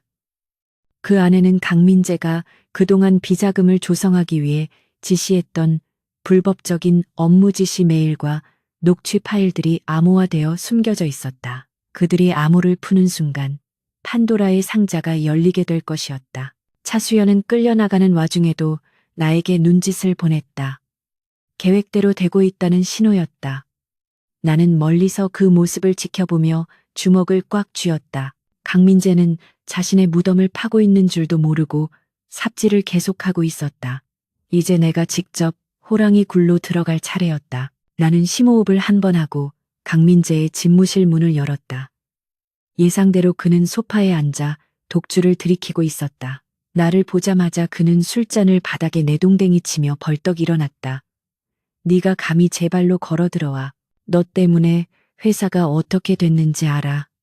그는 성큼성큼 다가와 내 뺨을 올려붙이려 손을 쳐들었다. 하지만 나는 눈 하나 깜짝하지 않고 그를 똑바로 응시했다. 때리시게요. 지금 이 상황에서 폭행 사건까지 터지면 수습 불가능하실 텐데요. 내 목소리는 얼음처럼 차가웠다. 강민재의 손이 허공에서 멈췄다. 그는 분을 사귀지 못해 씩씩거리며 손을 내리고 나를 노려보았다. 너 도대체 정체가 뭐야? 어제 그 대본 내 짓이지. 날 엿먹이려고 작정한 거야. 나는 짐짓 억울하다는 표정을 지으며 연기를 시작했다. 오해십니다, 대표님. 저는 대표님이 주신 초안을 바탕으로 수정했을 뿐입니다. 대표님이 확인도 안 하시고 결제하신 거잖아요. 그리고 지금 중요한 건 범인 찾기가 아닙니다. 주가 방어와 여론을 잠재울 대책을 세우셔야죠. 이대로 가다가는 회장님 귀에도 들어갈 겁니다. 회장님이라는 단어에 강민재의 눈동자가 흔들렸다. 그는 아버지인 강 회장을 세상에서 제일 무서워했다. 만약 이번 사태가 아버지에게 알려진다면 그는 후계자 자리는커녕 당장 쫓겨날지도 모른다는 공포를 가지고 있었다. 나는 그 틈을 파고들었다. 제가 해결책을 가져왔습니다. 당장 급한 불부터 끄시죠. 나는 품에서 미리 준비한 서류 한 장을 꺼내 테이블 위에 올려놓았다. 강민재는 의심스러운 눈초리로 서류를 훑어보았다. 긴급 자금 운용 및 해외 법인 투자 승인 요청서였다. 이게 뭐야? 이걸로 뭘 어떻게 하겠다는 거야? 나는 침착하게 설명했다. 지금 주가가 폭락한 이유는 회사의 유동성에 대한 의구심 때문입니다. 해외 유력 법인의 대규모 투자를 감행해서 회사의 자금력이 건재하다는 것을 보여줘야 합니다. 마침 케이맨 제도에 있는 투자회사에서 긴급 제안이 들어왔습니다. 여기에 사인만 하시면 당장 500억 원이 송금되고 이 소식이 공시되면 주가는 반등할 겁니다. 사실 이 서류는 강민재가 횡령을 위해 만든 유령 회사로 회사 돈을 보내는 것이 아니라 실제로는 인터폴이 추적 중인 검은 돈 세탁 계좌로 자금을 이체하는 명령서였다. 만약 그가 여기에 서명한다면 그는 빼도 박도 못하는 국제금융범죄의 주범이 되는 것이었다. 강민재는 갈등하는 듯 입술을 깨물었다. 평소 같으면 의심했겠지만 지금 그는 벼랑 끝에 몰린 쥐와 같았다. 당장 눈앞의 위기를 모면하고 싶은 욕망이 이성을 마비시키고 있었다. 게다가 500억이라는 숫자는 그가 평소 빼돌리고 싶어 했던 액수와 정확히 일치했다. 그는 내 설명이 교묘하게 자신의 탐욕을 자극하고 있다는 사실을 눈치채지 못했다. 좋아. 일단 급한 불부터 끄고 보자. 네 말이 사실이 아니면 넌 내 손에 죽을 줄 알아. 그는 몽블랑 만년필을 꺼내 거칠게 서명란에 사인을 휘갈겼다. 종이 위를 달리는 펜촉 소리가 마치 그의 사형 선고를 알리는 판사의 의사봉 소리처럼 들렸다. 나는 속으로 쾌재를 불렀다. 걸려들었다. 이제 그는 자신의 손으로 자신을 감옥에 가둔 셈이었다. 나는 서류를 챙겨 넣으며 정중하게 고개를 숙였다. 현명한 판단이십니다. 바로 재무팀에 전달해서 처리하도록 하겠습니다. 내가 몸을 돌려 나가려 하자 강민재가 다급하게 내 팔을 잡았다. 어디가? 일 처리는 여기서 해. 내 눈앞에서 직접 전화해서 송금 지시해. 그리고 너 당분간 내 옆에 있어. 딴 생각 못하게 감시할 거니까. 그의 의심은 병적인 수준이었다. 나는 옅은 미소를 지으며 핸드폰을 꺼냈다. 알겠습니다. 원하신다면요.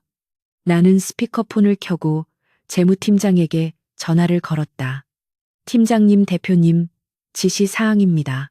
지금 보내드리는 계좌로 긴급 자금 500억 원 즉시 이체 바랍니다. 재무팀장은 잠시 머뭇거렸지만 강민재가 옆에서 소리를 지르자 즉각 이행하겠다고 대답했다. 강민재는 그제야 안심한 듯 소파에 깊숙이 몸을 파묻었다. 하지만 상황은 여기서 끝나지 않았다. 강민재는 갑자기 음흉한 미소를 지으며 인터폰으로 보안팀을 호출했다. 보안실장 애들 몇 명 데리고 올라와. 여기 쥐새끼 한 마리가 있어서 좀 손봐줘야겠어. 그의 말에 내 등골이 서늘해졌다.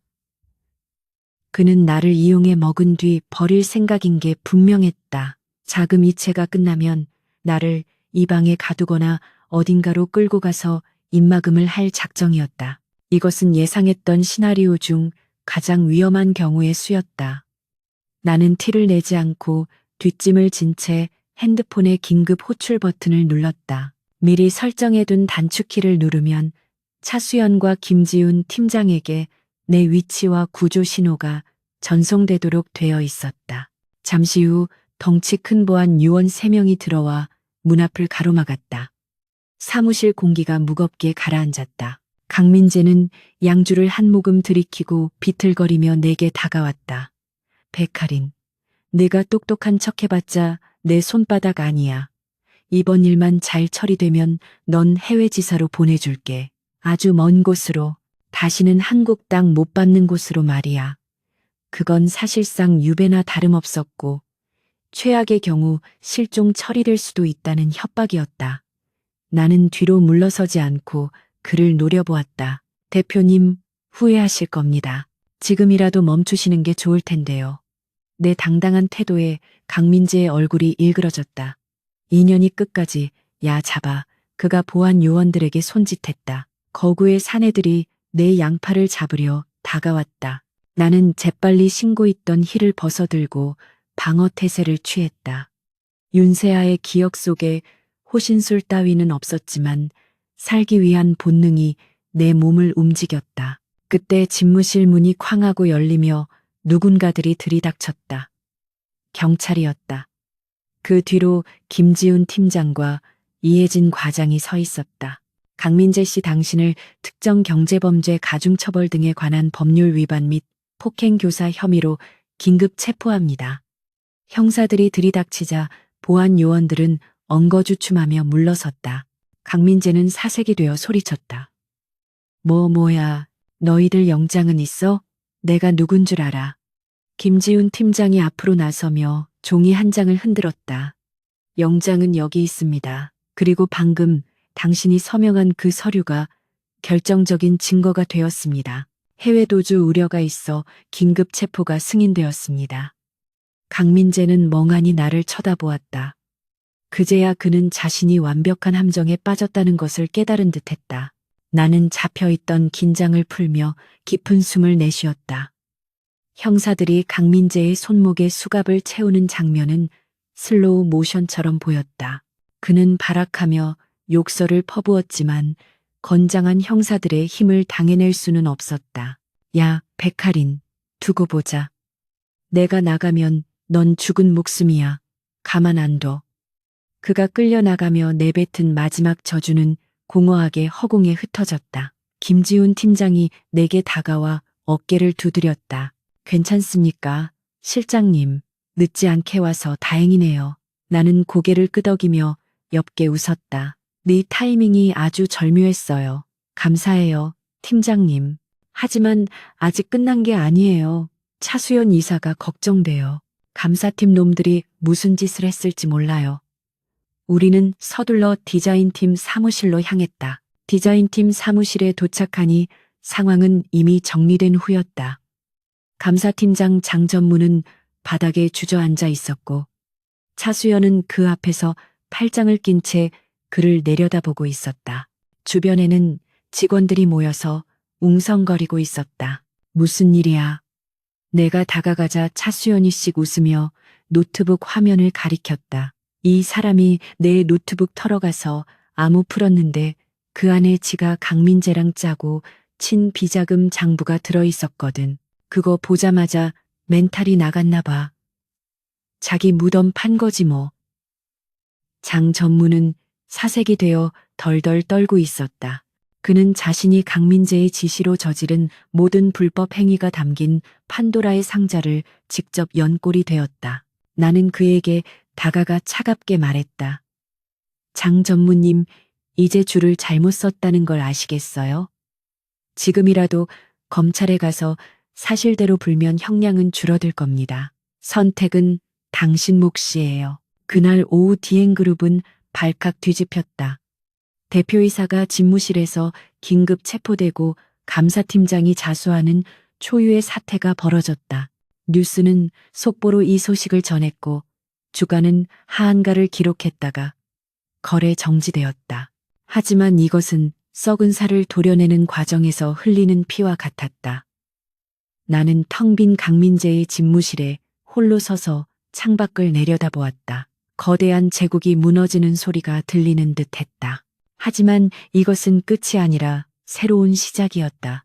강민재는 구속되었지만 그를 비호하는 세력들은 여전히 건재했다. 특히 강 회장을 비롯한 이사회의 늙은 여우들은 꼬리 자르기를 시도하며 자신들의 안위를 지키려 할 것이다.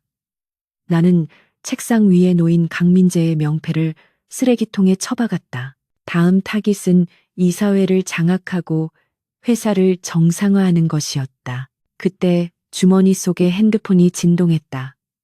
발신자 표시 제한으로 걸려온 전화였다. 나는 직감적으로 이것이 단순한 전화가 아님을 느꼈다. 여보세요. 수화기 너머로 중후하지만 소름 끼치는 목소리가 들려왔다. 백할인 실장. 일 처리가 아주 야무지더군. 내 아들놈이 멍청해서 당한 거니 할 말은 없다만 너무 멀리 간 것 아닌가? 강 회장이었다. 그는 아들의 구속에도 전혀 동요하지 않는 목소리였다. 오히려 나를 흥미로운 장난감 보듯 평가하고 있었다. 나는 침착하게 대답했다. 회장님 회사를 살리기 위한 어쩔 수 없는 선택이었습니다. 강민재 대표 체제로는 그룹의 미래가 없으니까요. 강 회장은 낮게 웃었다. 흐흐 당돌하군. 그래 어디 한번 끝까지 해보게. 대신 감당할 수 없는 무게가 짓누를 거라는 건 명심하고. 전화는 뚝 끊겼다. 이것은 선전포고였다. 강민재라는 중간 보스를 처리하고 나니 이제 최종 보스가 모습을 드러낸 셈이었다. 나는 핸드폰을 꽉 쥐었다. 두려움보다는 전의가 불타올랐다. 윤세아로서의 삶에서도 수많은 회장들을 상대해봤지만 강 회장 같은 능구렁이는 쉽지 않은 상대였다. 하지만 나에게는 든든한 동료들이 있었다. 차수연, 김지훈, 이혜진. 우리는 이미 한 배를 탄 운명 공동체였다. 나는 집무실을 나와 동료들이 기다리고 있는 회의실로 향했다. 문을 열자 세 사람의 시선이 나에게 집중되었다. 그들의 눈빛에는 신뢰와 기대가 가득했다. 자, 이제 2라운드 시작이야. 다들 준비됐지? 내 말에 모두가 고개를 끄덕였다. 우리의 전쟁은 이제 막 절정으로 치닫고 있었다. DN그룹 본사 대회의실의 공기는 마치 무덤 속처럼 차갑고 무거웠다. 긴급 소집된 임시이사회에는 회사의 운명을 결정할 권한을 가진 이사들이 침통한 표정으로 앉아 있었다. 그들의 시선은 상석에 앉아 있는 한 노인에게 고정되어 있었다.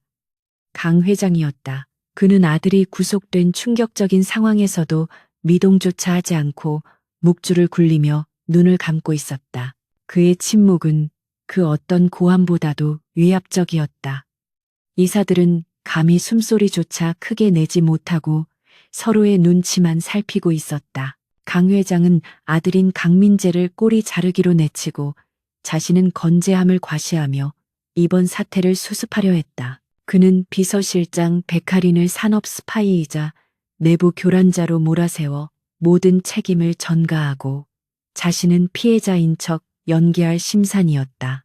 잠시 후 강 회장이 천천히 눈을 뜨자 좌중을 압도하는 살기가 회의실을 휘감았다. 그는 쉰 목소리로 입을 열었다. 회사가 누란의 위기에 처했습니다. 내 부덕의 소치로 자식 교육을 잘못 시켜 이런 불미스러운 일이 발생한 점 주주 여러분께 깊이 사죄드립니다. 강 회장의 사과는 형식적인 것에 불과했다. 그는 곧바로 본색을 드러냈다. 하지만 더 큰 문제는 회사의 내부 기밀을 유출하고 조직을 와해시키려는 불순 세력이 있다는 것입니다. 이번 사태를 기획하고 조장한 비서실장 백할인을 즉시 해고하고 업무방해 및 명예훼손으로 고소할 것을 이사회에 제안합니다. 또한 경영 공백을 최소화하기 위해 비상경영위원회를 발족하고 위원장직은 제가 직접 맡도록 하겠습니다. 이사들은 웅성거렸지만 누구 하나 반기를 들지 못했다. 강 회장의 절대적인 권력 앞에서 그들은 거수기에 불과했다. 강 회장은 만족스러운 듯 입가에 비릿한 미소를 띄었다. 모든 것이 자신의 뜻대로 흘러가고 있었다. 그는 안건을 상정하고 의사봉을 두드리려 했다. 바로 그때 굳게 닫혀있던 회의실 문이 육중한 소리를 내며 열렸다. 모든 이들의 시선이 문 쪽으로 쏠렸다. 그곳에는 단정한 정장 차림의 백할인이 서 있었다. 그녀의 등장은 그 자체로 충격이었다. 해고 대상이자 징계 혐의자인 그녀가 감히 이사회장에 난입한 것이다. 강 회장의 미간이 찌푸려졌다. 무슨 짓인가? 경비원들은 뭐 하고 있어? 당장 저 여자를 끌어내. 강 회장이 소리치자 대기하고 있던 경호원들이 달려들었다. 하지만 백할이는 눈 하나 깜짝하지 않고 품에서 서류 봉투 하나를 꺼내 높이 들어 올렸다. 저는 오늘 비서실장이 아닌 주주들의 대리인 자격으로 이 자리에 왔습니다. 제 몸에 손을 대는 순간 주주 권리 침해로 간주하고 법적 대응하겠습니다. 그녀의 당당한 외침에 경호원들이 주춤했다. 주주 대리인이라는 말에 이사들의 눈이 휘둥그레졌다. 백할이는 그 틈을 타 회의실 중앙으로 걸어 들어왔다. 그녀의 걸음걸이에는 한치의 망설임도 없었다. 그녀는 강 회장을 똑바로 응시하며 말했다. 회장님, 이사회 규정 제15조에 의거하여 발행 주식 총수의 3% 이상을 보유한 주주의 위임을 받은 대리인은 이사회 참관 및 발언권을 가집니다. 여기 위임장입니다.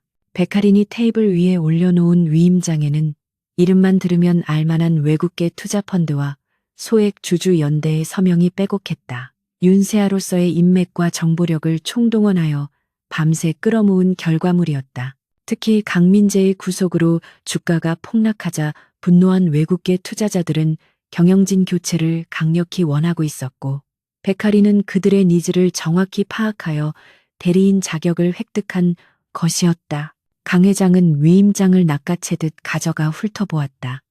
그의 손이 부들부들 떨렸다. 감히 일개비서 따위가 내 등 뒤에서 칼을 꽂아.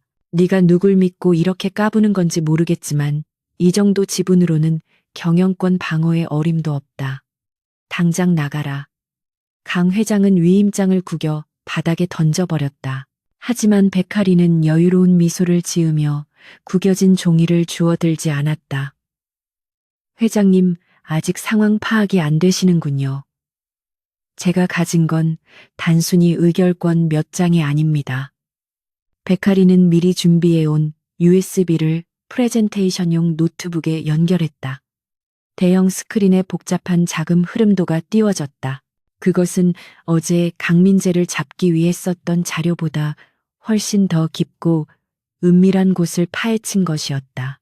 강민재 대표가 횡령한 자금의 종착지가 어디인지 궁금하지 않으십니까? 사람들은 그가 유흥비로 탕진했다고 생각하지만 사실 그 돈의 70%는 다른 곳으로 흘러 들어갔습니다. 백할인이 리모컨을 누르자 흐름도의 화살표가 하나의 정점을 향해 모여들었다. 바로 강 회장의 차명 계좌로 의심되는 페이퍼 컴퍼니들이었다. 회의실은 순식간에 찬물을 끼얹은 듯 조용해졌다. 이사들은 경악을 금치 못했다. 아들의 횡령을 방조한 것을 넘어 아들을 자금 세탁의 통로로 이용했다는 사실은 도덕적 해이를 넘어선 범죄였다. 강 회장의 얼굴이 흑빛으로 변했다. 이게 무슨 조작질이야. 어디서 가짜 자료를 만들어 와서 선동하는 거야. 강 회장은 격분하여 자리에서 벌떡 일어났다. 그러나 백할이는 차분하게 말을 이었다.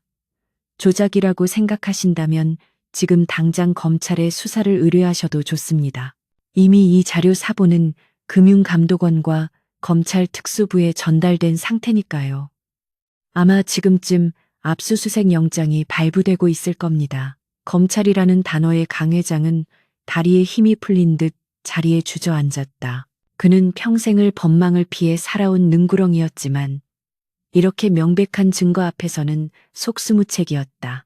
게다가 아들인 강민재가 구속된 상황에서 자신까지 연루된다면 디엔그룹의 오너 일가는 멸문지화를 면치 못할 것이 뻔했다.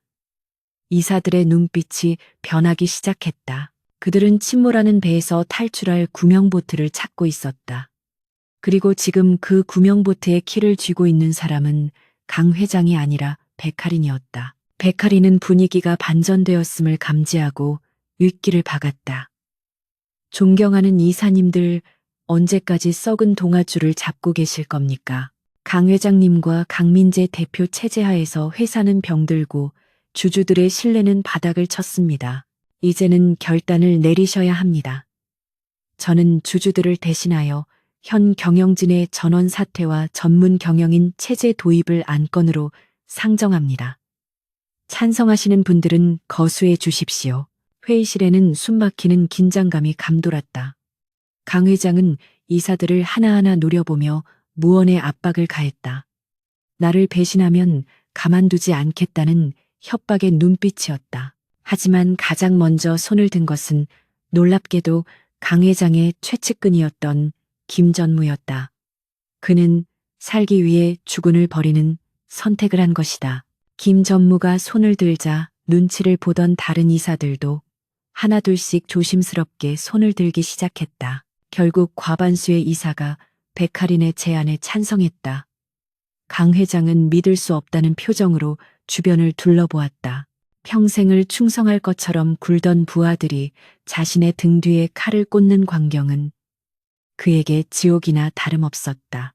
너희들이 감히 나한테 이럴 수 있어. 내가 너희를 어떻게 키워줬는데.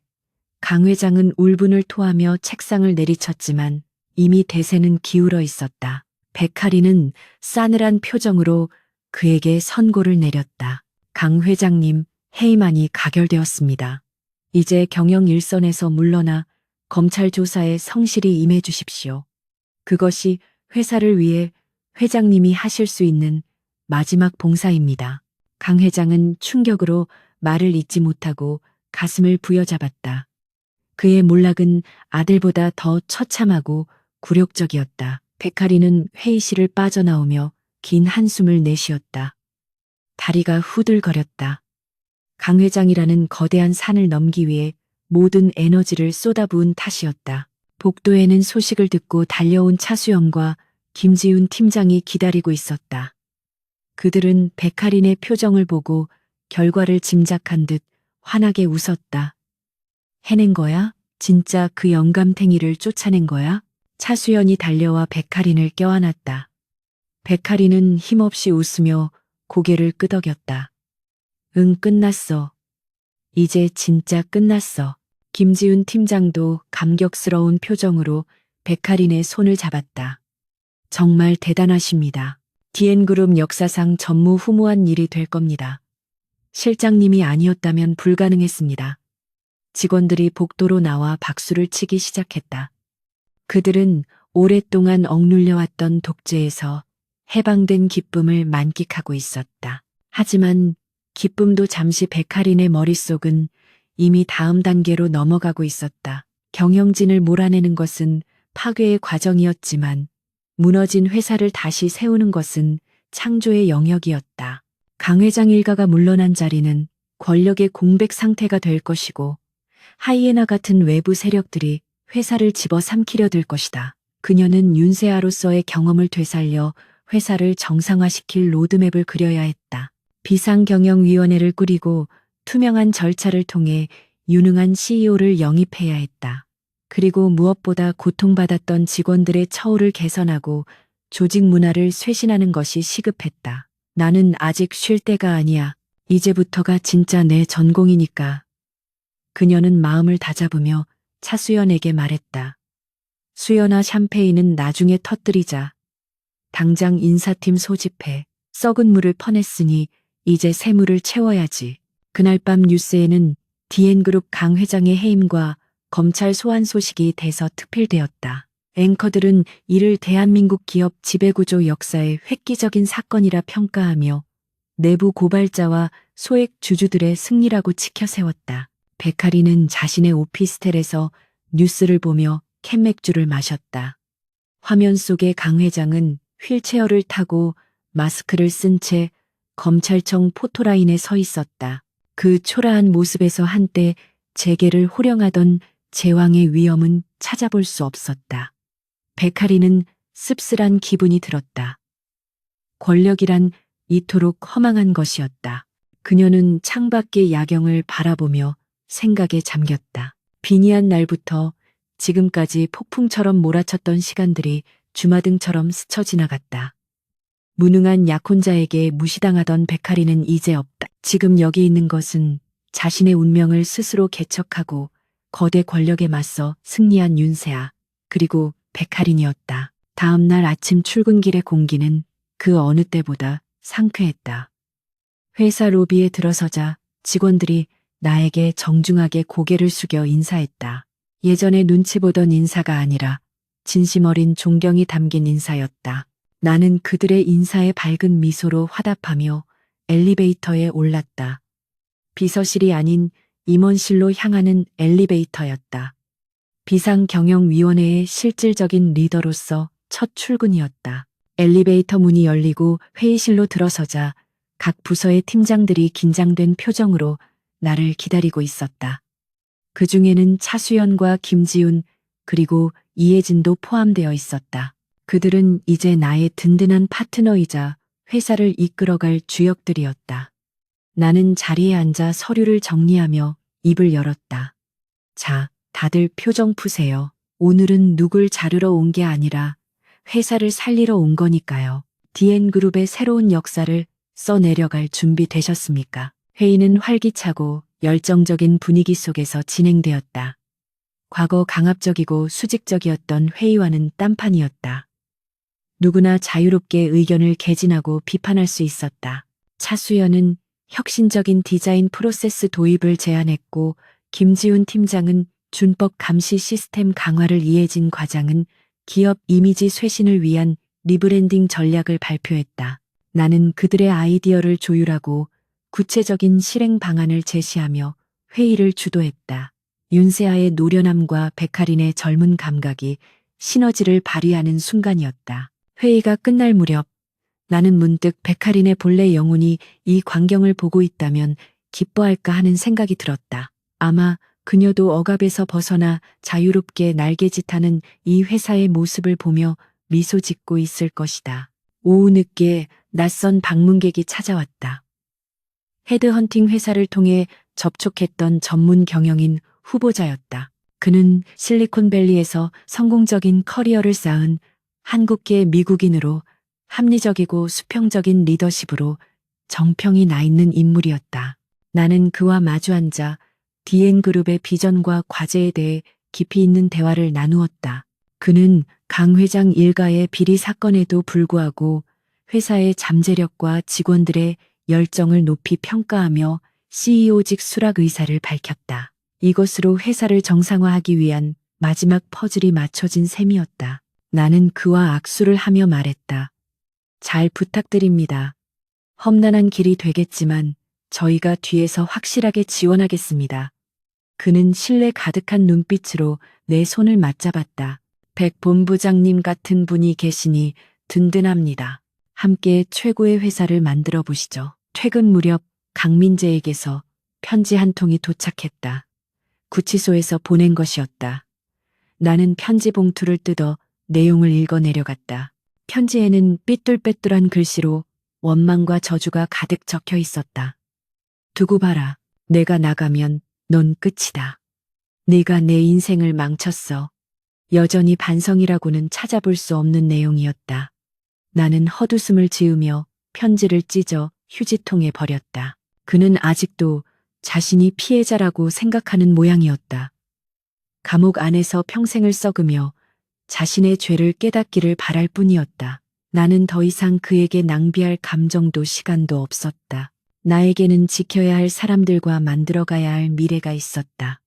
사무실 불을 끄고 나오는 길 발걸음이 깃털처럼 가벼웠다. 어둠이 물러가고 새벽이 밝아오듯 내 인생에도 비로소 찬란한 태양이 떠오르고 있었다. 차가운 겨울바람이 물러가고 따스한 봄 기운이 스며들기 시작하듯 DN그룹에도 변화의 바람이 거세게 불어오고 있었다. 강 회장 일가가 물러난 자리는 처참했지만 동시에 새로운 희망이 싹트기에 더할 나위 없이 좋은 토양이 되었다. 나는 비상경영위원회의 위원장으로서 매일같이 쏟아지는 업무를 처리하느라 눈코 뜰 새 없이 바쁜 나날을 보내고 있었다. 부패한 임원들이 남기고 간 똥을 치우는 일은 생각보다 훨씬 고되고 지루한 작업이었다. 하지만 나와 차수연, 그리고 김지훈 팀장은 지치지 않고 묵묵히 그 길을 걸어갔다. 우리는 썩은 환부를 도려내기 위해 조직 전체를 대상으로 한 대대적인 감사에 착수했다. 그 과정에서 강 회장 라인으로 분류되던 고위 임원들이 줄줄이 옷을 벗거나 검찰에 소환되었다. 회사는 마치 거대한 수술대에 오른 환자처럼 고통스러워했지만 그것은 회생을 위한 필수적인 과정임을 모두가 알고 있었다. 직원들은 불안해하기보다는 오히려 투명해지는 회사의 시스템을 반기며 자발적으로 업무에 몰입하기 시작했다. 하지만 어둠은 빛이 강할수록 짙어지는 법이었다. 강 회장의 잔당 세력들은 여전히 회사의 구석진 곳에 숨어 마지막 발악을 준비하고 있었다. 그들은 자신들의 기득권을 지키기 위해 새로 영입될 전문 경영인의 취임을 방해하려는 음모를 꾸미고 있었다. 그들의 계획은 주주총회 당일 날치기로 정관을 변경하여 CEO의 권한을 축소하고 이사회의 거부권을 강화하는 독소 조항을 삽입하는 것이었다. 나는 김지훈 팀장으로부터 이 정보를 입수하고는 피식 웃음을 터뜨렸다. 아직도 정신을 못 차리고 구시대적인 정치질을 하려 들다니 그들의 미련함이 애처로울 지경이었다. 나는 차수연에게 눈짓을 보내며 말했다. 쥐새끼들이 구멍을 파고 숨으려나 본데 우리가 그 구멍에 뜨거운 물을 부어주자. 우리는 그들의 비밀 회합 장소인 강남의 한 고급 요정으로 향했다. 그곳에서 그들은 자신들만의 샴페인을 터뜨리며 다가올 주주총회를 모의하고 있을 것이 뻔했다. 요정이 문을 열고 들어가자 자욱한 담배 연기 속에서 낯익은 얼굴들이 보였다.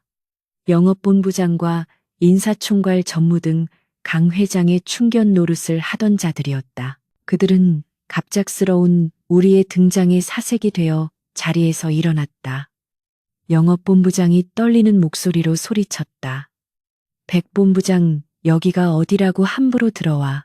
이건 사생활 침해야. 나는 여유롭게 웃으며 그들이 펼쳐놓은 서류들 위에 내가 가져온 태블릿 PC를 올려놓았다. 사생활 침해요. 회사 공금을 횡령해서 만든 비자금으로 이런 호화스러운 술판을 벌이는 게 사생활입니까? 태블릿 화면에는 그들이 방금 전까지 논의하던 정관 변경 시나리오와 그 대가로 오고 간 뒷돈의 내역이 적나라하게 떠 있었다. 나는 차가운 눈빛으로 그들을 쏘아보았다. 선택하세요. 지금 당장 사직서 쓰고 조용히 물러날지 아니면 횡령 및 배임 혐의로 강민재 대표 옆방에 들어갈지. 그들은 서로의 얼굴만 쳐다보며 식은땀을 흘렸다. 이미 대세가 기울었다는 것을 그들도 본능적으로 감지하고 있었다. 나를 향해 고함을 치던 영업 본부장이 가장 먼저 무릎을 꿇었다. 백 본부장 아니 백 이사님, 한 번만 봐주십시오. 처자식이 있습니다. 위에서 시키는 대로 했을 뿐입니다. 그의 비굴한 변명은 더욱 역겹게 들렸다. 나는 냉정하게 잘라 말했다. 처자식 핑계 대지 마세요. 당신들이 쫓아낸 수많은 직원들도 다 누군가의 가장이었습니다. 기회는 지금뿐입니다. 내일까지 전원 사직서 제출하세요. 안 그러면 이 자료 검찰로 넘어갑니다. 나는 뒤도 돌아보지 않고 방을 나섰다. 등 뒤에서 탄식과 원망 섞인 한숨 소리가 들려왔지만 내 마음은 차돌처럼 단단했다. 이것으로 회사 내의 불순분자들은 모두 제거되었다. 이제 남은 것은 단 하나 죄를 지은 자가 법의 심판을 받는 것을 지켜보는 일뿐이었다. 며칠 뒤 서울중앙지방법원에서는 강민재와 강 회장에 대한 첫 공판이 열렸다. 법원 앞은 취재진과 시위대 그리고 구경 나온 시민들로 인산인해를 이루었다. 나는 증인 자격으로 차수연과 함께 법정에 출석했다. 방청석 맨 앞줄에 앉아 피고인석을 바라보는데 잠시 후 수의를 입은 강민재가 교도관들에게 이끌려 들어왔다. 그의 모습은 충격적일 정도로 초라했다. 윤기 흐르던 머리카락은 헝클어졌고 오만했던 눈빛은 불안과 공포로 가득 차 있었다. 그는 방청석에 앉아있는 나를 발견하고는 이를 갈며 무언가 소리를 지르려 했지만 교도관에게 제지당했다. 재판이 시작되고 검사의 날카로운 신문이 이어졌다. 강민재는 모든 혐의를 부인하며 억울함을 호소했다. 자신은 경영에 대해 잘 몰랐으며 모든 것은 실무진들이 알아서 한 일이라고 책임을 떠넘겼다. 그의 뻔뻔한 태도에 방청석에서는 야유가 터져나왔다. 드디어 내가 증언대에 설 차례가 되었다. 나는 선서를 하고 침착하게 마이크 앞에 섰다. 변호인은 나를 몰아세우며 내가 경영권 탈취를 목적으로 함정을 팠다고 주장했다. 강민재 대표는 피해자입니다. 증인이 의도적으로 잘못된 정보를 제공하여 대표를 공경에 빠뜨린 것 아닙니까? 변호인의 공격적인 질문에 나는 흔들리지 않고 또렷하게 대답했다. 함정에 빠진 것이 아니라 본인의 무능과 탐욕이 드러난 것입니다. 경영자라면 자신이 결제하는 서류의 내용을 파악하고 책임질 의무가 있습니다. 강민재 피고인은 그 의무를 저버렸을 뿐만 아니라 회사를 사유화하고 직원들을 착취했습니다. 나는 강민재가 나에게 했던 폭언과 갑질, 그리고 불법 지시 사항들이 담긴 녹취록을 증거로 제출했다.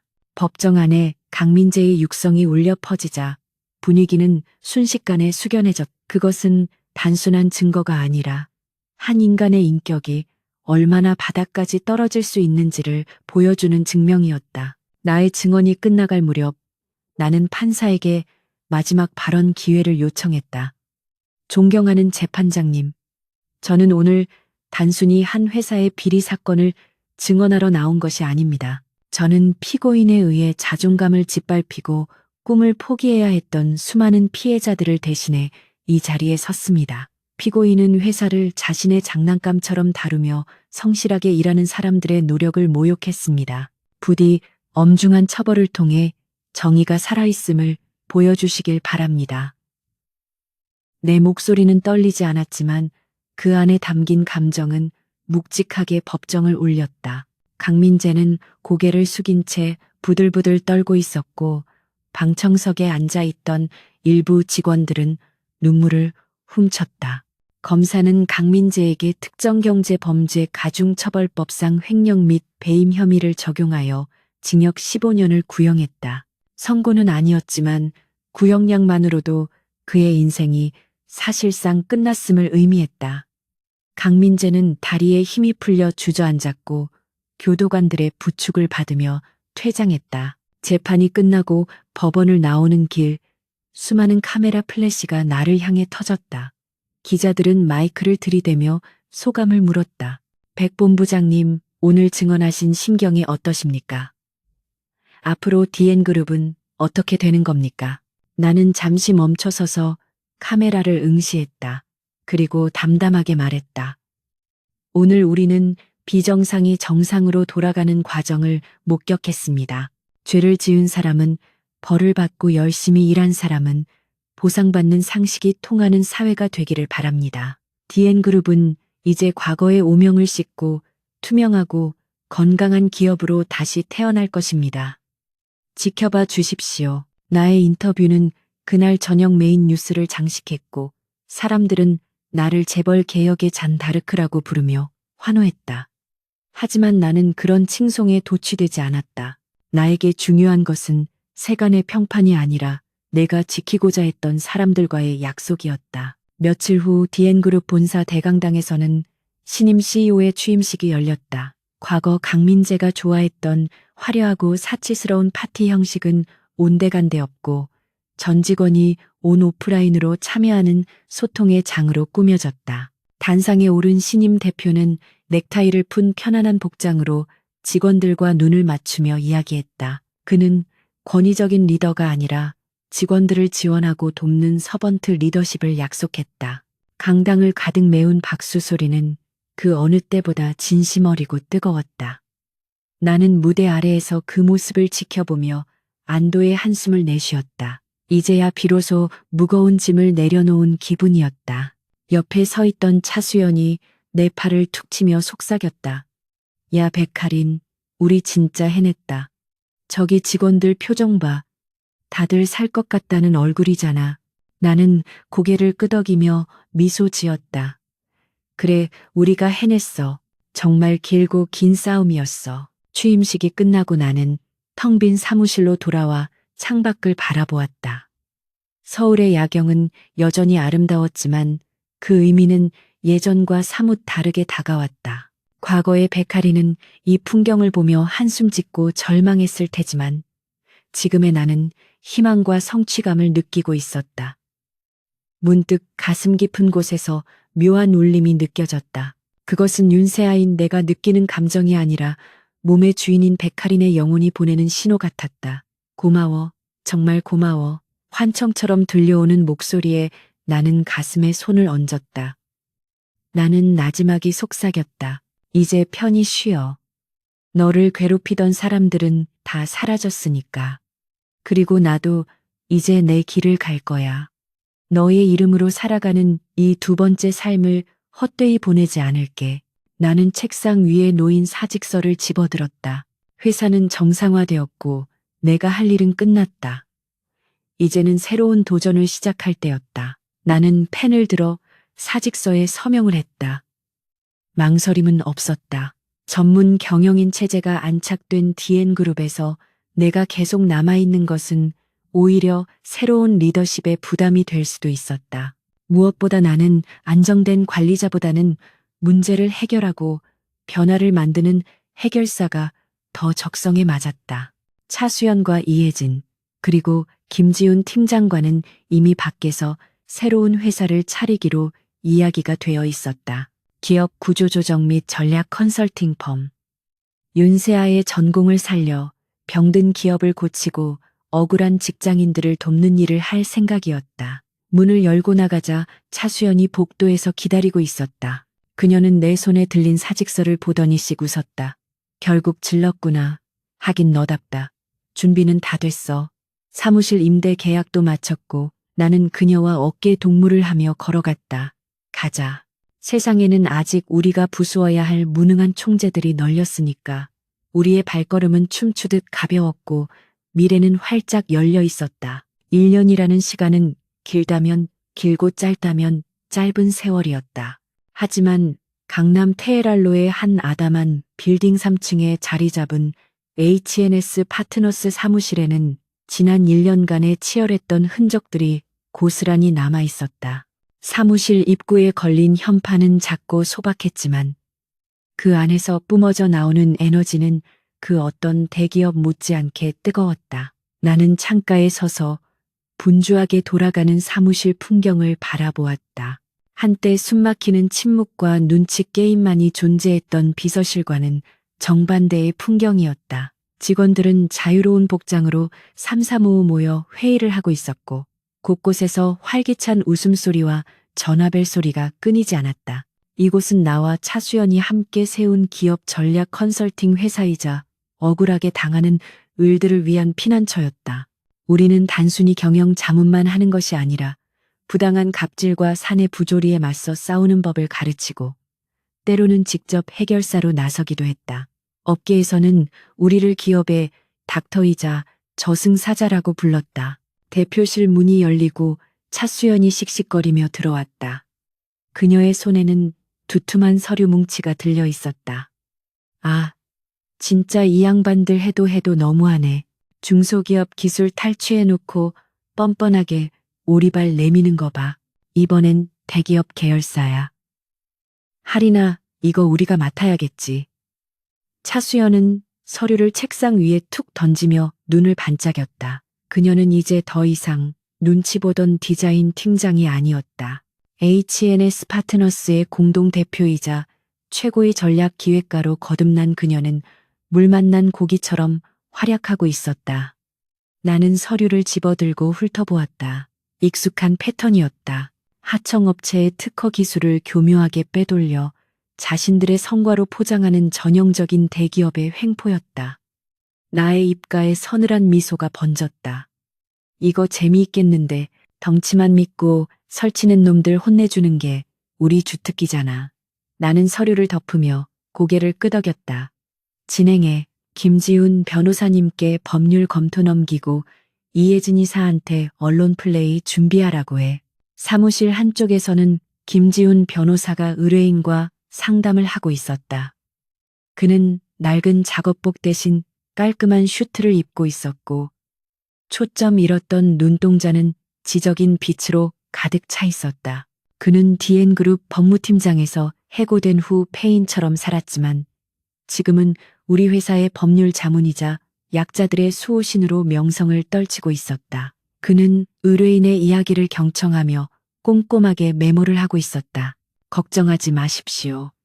법적으로 충분히 승산이 있습니다. 저희가 끝까지 함께 싸워드리겠습니다. 그의 든든한 목소리의 의뢰인은 안도의 눈물을 흘렸다. 그 모습을 지켜보던 이혜진 이사 역시 바쁘게 키보드를 두드리고 있었다. 그녀는 특유의 감각적인 홍보 능력으로 우리 회사의 활동을 세상에 알리고 악덕 기업들의 실태를 고발하는 역할을 맡고 있었다. 우리는 각자의 위치에서 최선을 다하며 완벽한 팀워크를 발휘하고 있었다. 이것이 내가 꿈꾸던 진정한 조직의 모습이었다. 점심시간이 되자 우리는 근처 식당으로 향했다. 메뉴는 소박한 김치찌개였지만 함께 나누는 대화는 그 어떤 고급 요리보다 맛깔스러웠다. 식사 도중 식당 TV에서 뉴스가 흘러나왔다. 교도소 내 괴롭힘 논란이라는 자막과 함께 강민재의 얼굴이 화면에 비쳤다. 그는 수감 동료들과의 마찰로 독방에 격리되었다는 내용이었다. 화면 속에 그는 앙상하게 말라 있었고 눈 밑은 검게 죽어 있었다. 과거의 오만함은 흔적조차 찾아볼 수 없는 비참한 몰락이었다. 차수연이 혀를 차며 말했다. 그러게 적당히 좀 하지. 사람은 역시 착하게 살아야 한다니까. 나도 모르게 고개가 끄덕여졌다. 강민재와 강 회장의 몰락은 사필규정이라는 옛말이 틀리지 않음을 증명하는 사례였다. 그들은 자신들이 쌓아 올린 탐욕의 탑에 깔려 스스로 파멸했다. 나는 숟가락을 내려놓으며 담담하게 화면을 응시했다. 이제 그에 대한 미움조차 남아있지 않았다. 그는 그저 내 인생을 스쳐 지나간 씁쓸한 교훈일 뿐이었다.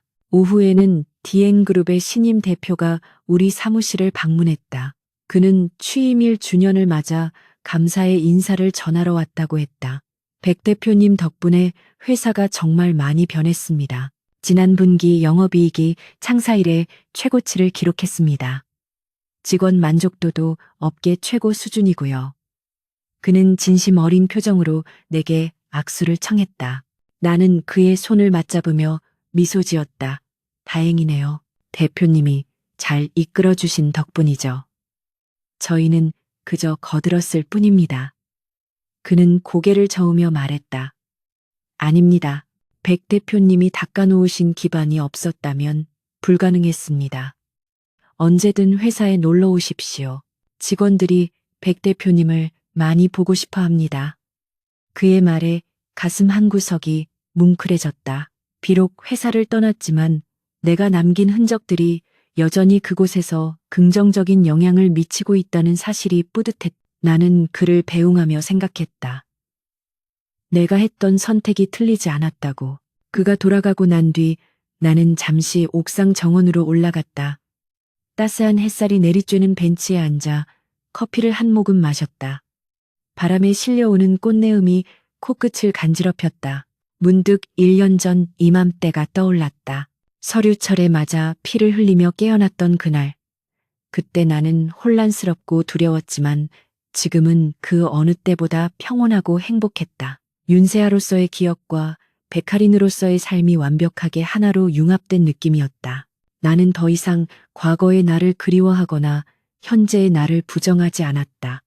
나는 윤세아이자 백할인이었고 이 두 이름이 합쳐져 만들어낸 새로운 자아를 사랑하게 되었다. 나는 하늘을 올려다보며 마음속으로 속삭였다. 고마워 하리나. 내 몸을 빌려준 덕분에 나는 진짜 삶의 의미를 깨달았어. 그리고 네가 못다 한 꿈 내가 다 이뤄줄게. 그때 핸드폰이 울렸다. 차수연이었다. 야, 어디야? 빨리 내려와. 대박 사건 터졌어. 엄청난 의뢰인이 찾아왔단 말이야. 그녀의 다급하면서도 흥분된 목소리에 나는 피식 웃음을 터뜨렸다. 또 무슨 일을 벌이려고 저러는 걸까?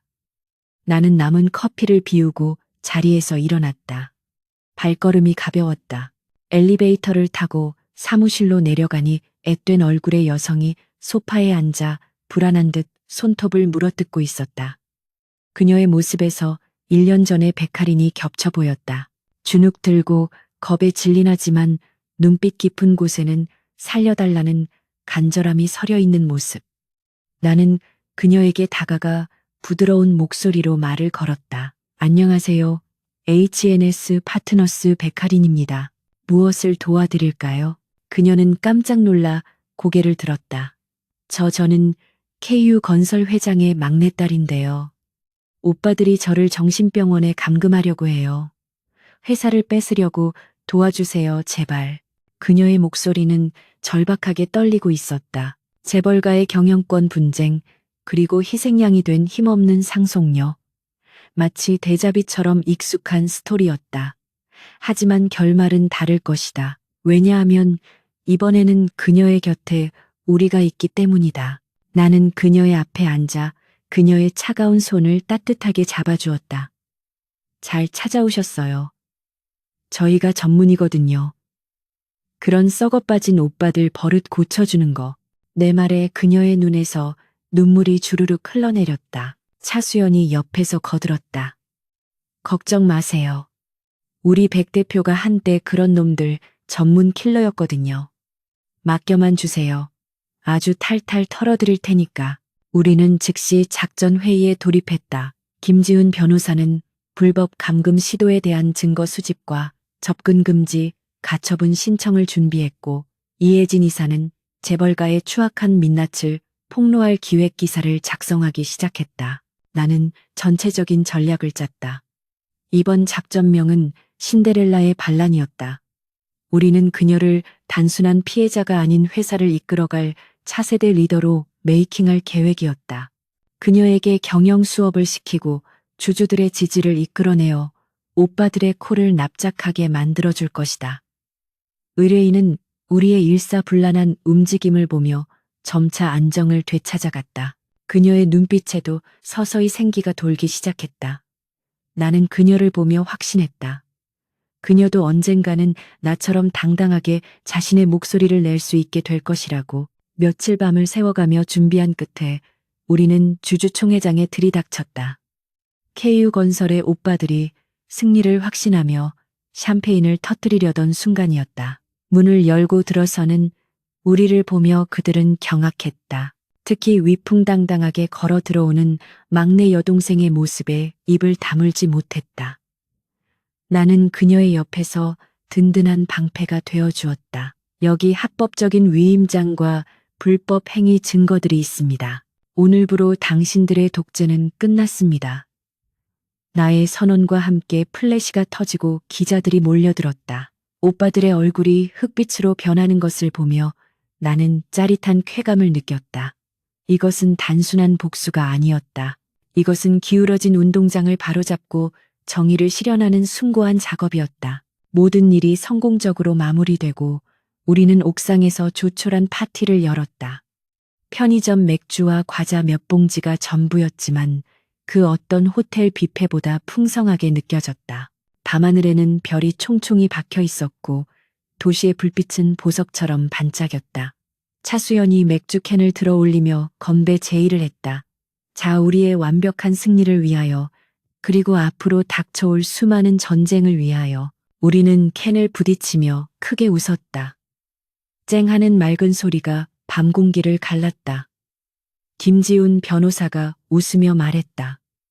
정말 다들 대단하십니다. 제가 살면서 이렇게 심장 뛰는 일을 하게 될 줄은 몰랐습니다. 이혜진 이사도 맞장구를 쳤다. 맞아요. 저도요. 예전에는 회사 가기가 죽기보다 싫었는데 지금은 내일이 기다려져요. 나는 동료들의 행복한 얼굴을 하나하나 눈에 담았다. 그들은 나에게 있어 단순한 사업 파트너가 아니라 가족 이상의 존재들이었다. 내가 이 낯선 세상에 적응하고 살아남을 수 있었던 것은 전적으로 그들이 곁에 있어준 덕분이었다. 나는 맥주를 한 모금 들이키며 말했다. 다들 고마워요. 앞으로도 잘 부탁해요. 우리 갈 길이 멀잖아요. 세상에 무능한 총재들이 멸종하는 그날까지. 내 농담에 모두가 까르르 웃음을 터뜨렸다. 웃음소리가 바람을 타고 멀리 퍼져나갔다. 나는 난간에 기대어 도시를 내려다보았다. 수많은 빌딩숲 사이로 우리가 가야 할 길이 끝없이 펼쳐져 있었다. 그 길은 험난하고 가시밭길일 수도 있겠지만 두렵지 않았다. 갑자기 차수연이 내 어깨를 툭 치며 물었다. 야, 근데 너 아까 그 의뢰인한테 뭐라고 속삭였어? 주주총회장 들어갈 때 말이야. 나는 잠시 생각에 잠겼다. 그녀가 떨고 있을 때 나는 그녀의 귀에 대고 짧게 한마디를 해주었다. 그것은 내가 깨어난 날 거울을 보며 스스로에게 했던 말이기도 했다. 나는 미소 지으며 대답했다. 별거 아니야. 그냥 이렇게 말했어. 고개 드세요. 당신은 당신이 생각하는 것보다 훨씬 강하니까요. 차수연은 고개를 끄덕이며 나를 바라보았다. 그래, 그 말이 정답이네. 너나 그 친구나 그리고 우리 모두 우리는 강하니까. 그녀는 내 손을 꼭 잡았다. 밤이 깊어가고 있었다. 하지만 우리의 이야기는 이제 막 시작된 것이나 다름없었다. 우리는 서로의 어깨를 감싸 안으며 옥상을 내려왔다. 내일은 또 어떤 사건이 우리를 기다리고 있을지, 어떤 억울한 사연이 우리의 도움을 필요로 할지 알 수 없었다. 하지만 우리는 피하지 않고 정면으로 맞설 것이다. 펜을 칼처럼 휘두르고 논리를 방패 삼아 이 부조리한 세상을 조금씩 바꿔나갈 것이다. 나는 사무실 불을 끄며 마지막으로 뒤를 돌아보았다. 어둠 속에서도 HNS 파트너스라는 현판이 희미하게 빛나고 있었다. 그것은 나의 자부심이자 나의 새로운 이름이었다. 건물 밖으로 나오자 상쾌한 밤 공기가 폐부 깊숙이 들어왔다. 거리는 여전히 사람들로 북적이고 있었고 차들은 바쁘게 달리고 있었다. 나는 그 활기찬 흐름 속으로 발걸음을 옮겼다. 또각또각 울리는 나의 구두 소리가 경쾌한 리듬을 만들어냈다. 옆에는 차수연이 콧노래를 부르며 걷고 있었고 뒤에는 김지훈 변호사와 이혜진 이사가 도란도란 이야기를 나누며 따라오고 있었다. 나는 하늘을 향해 시선을 던졌다. 저 높은 곳 어딘가에서 누군가가 나를 지켜보고 있다면 말해주고 싶었다. 걱정 말라고, 나는 아주 잘 살고 있다고, 그리고 앞으로도 그럴 것이라고. 빙의한 날 절친과 손잡고 무능한 총재를 차버린 그날의 선택은 내 인생 최고의 한 수였다. 나는 주먹을 불끈 쥐며 힘차게 앞으로 나아갔다. 나의 전성기는 지금부터 시작이었다.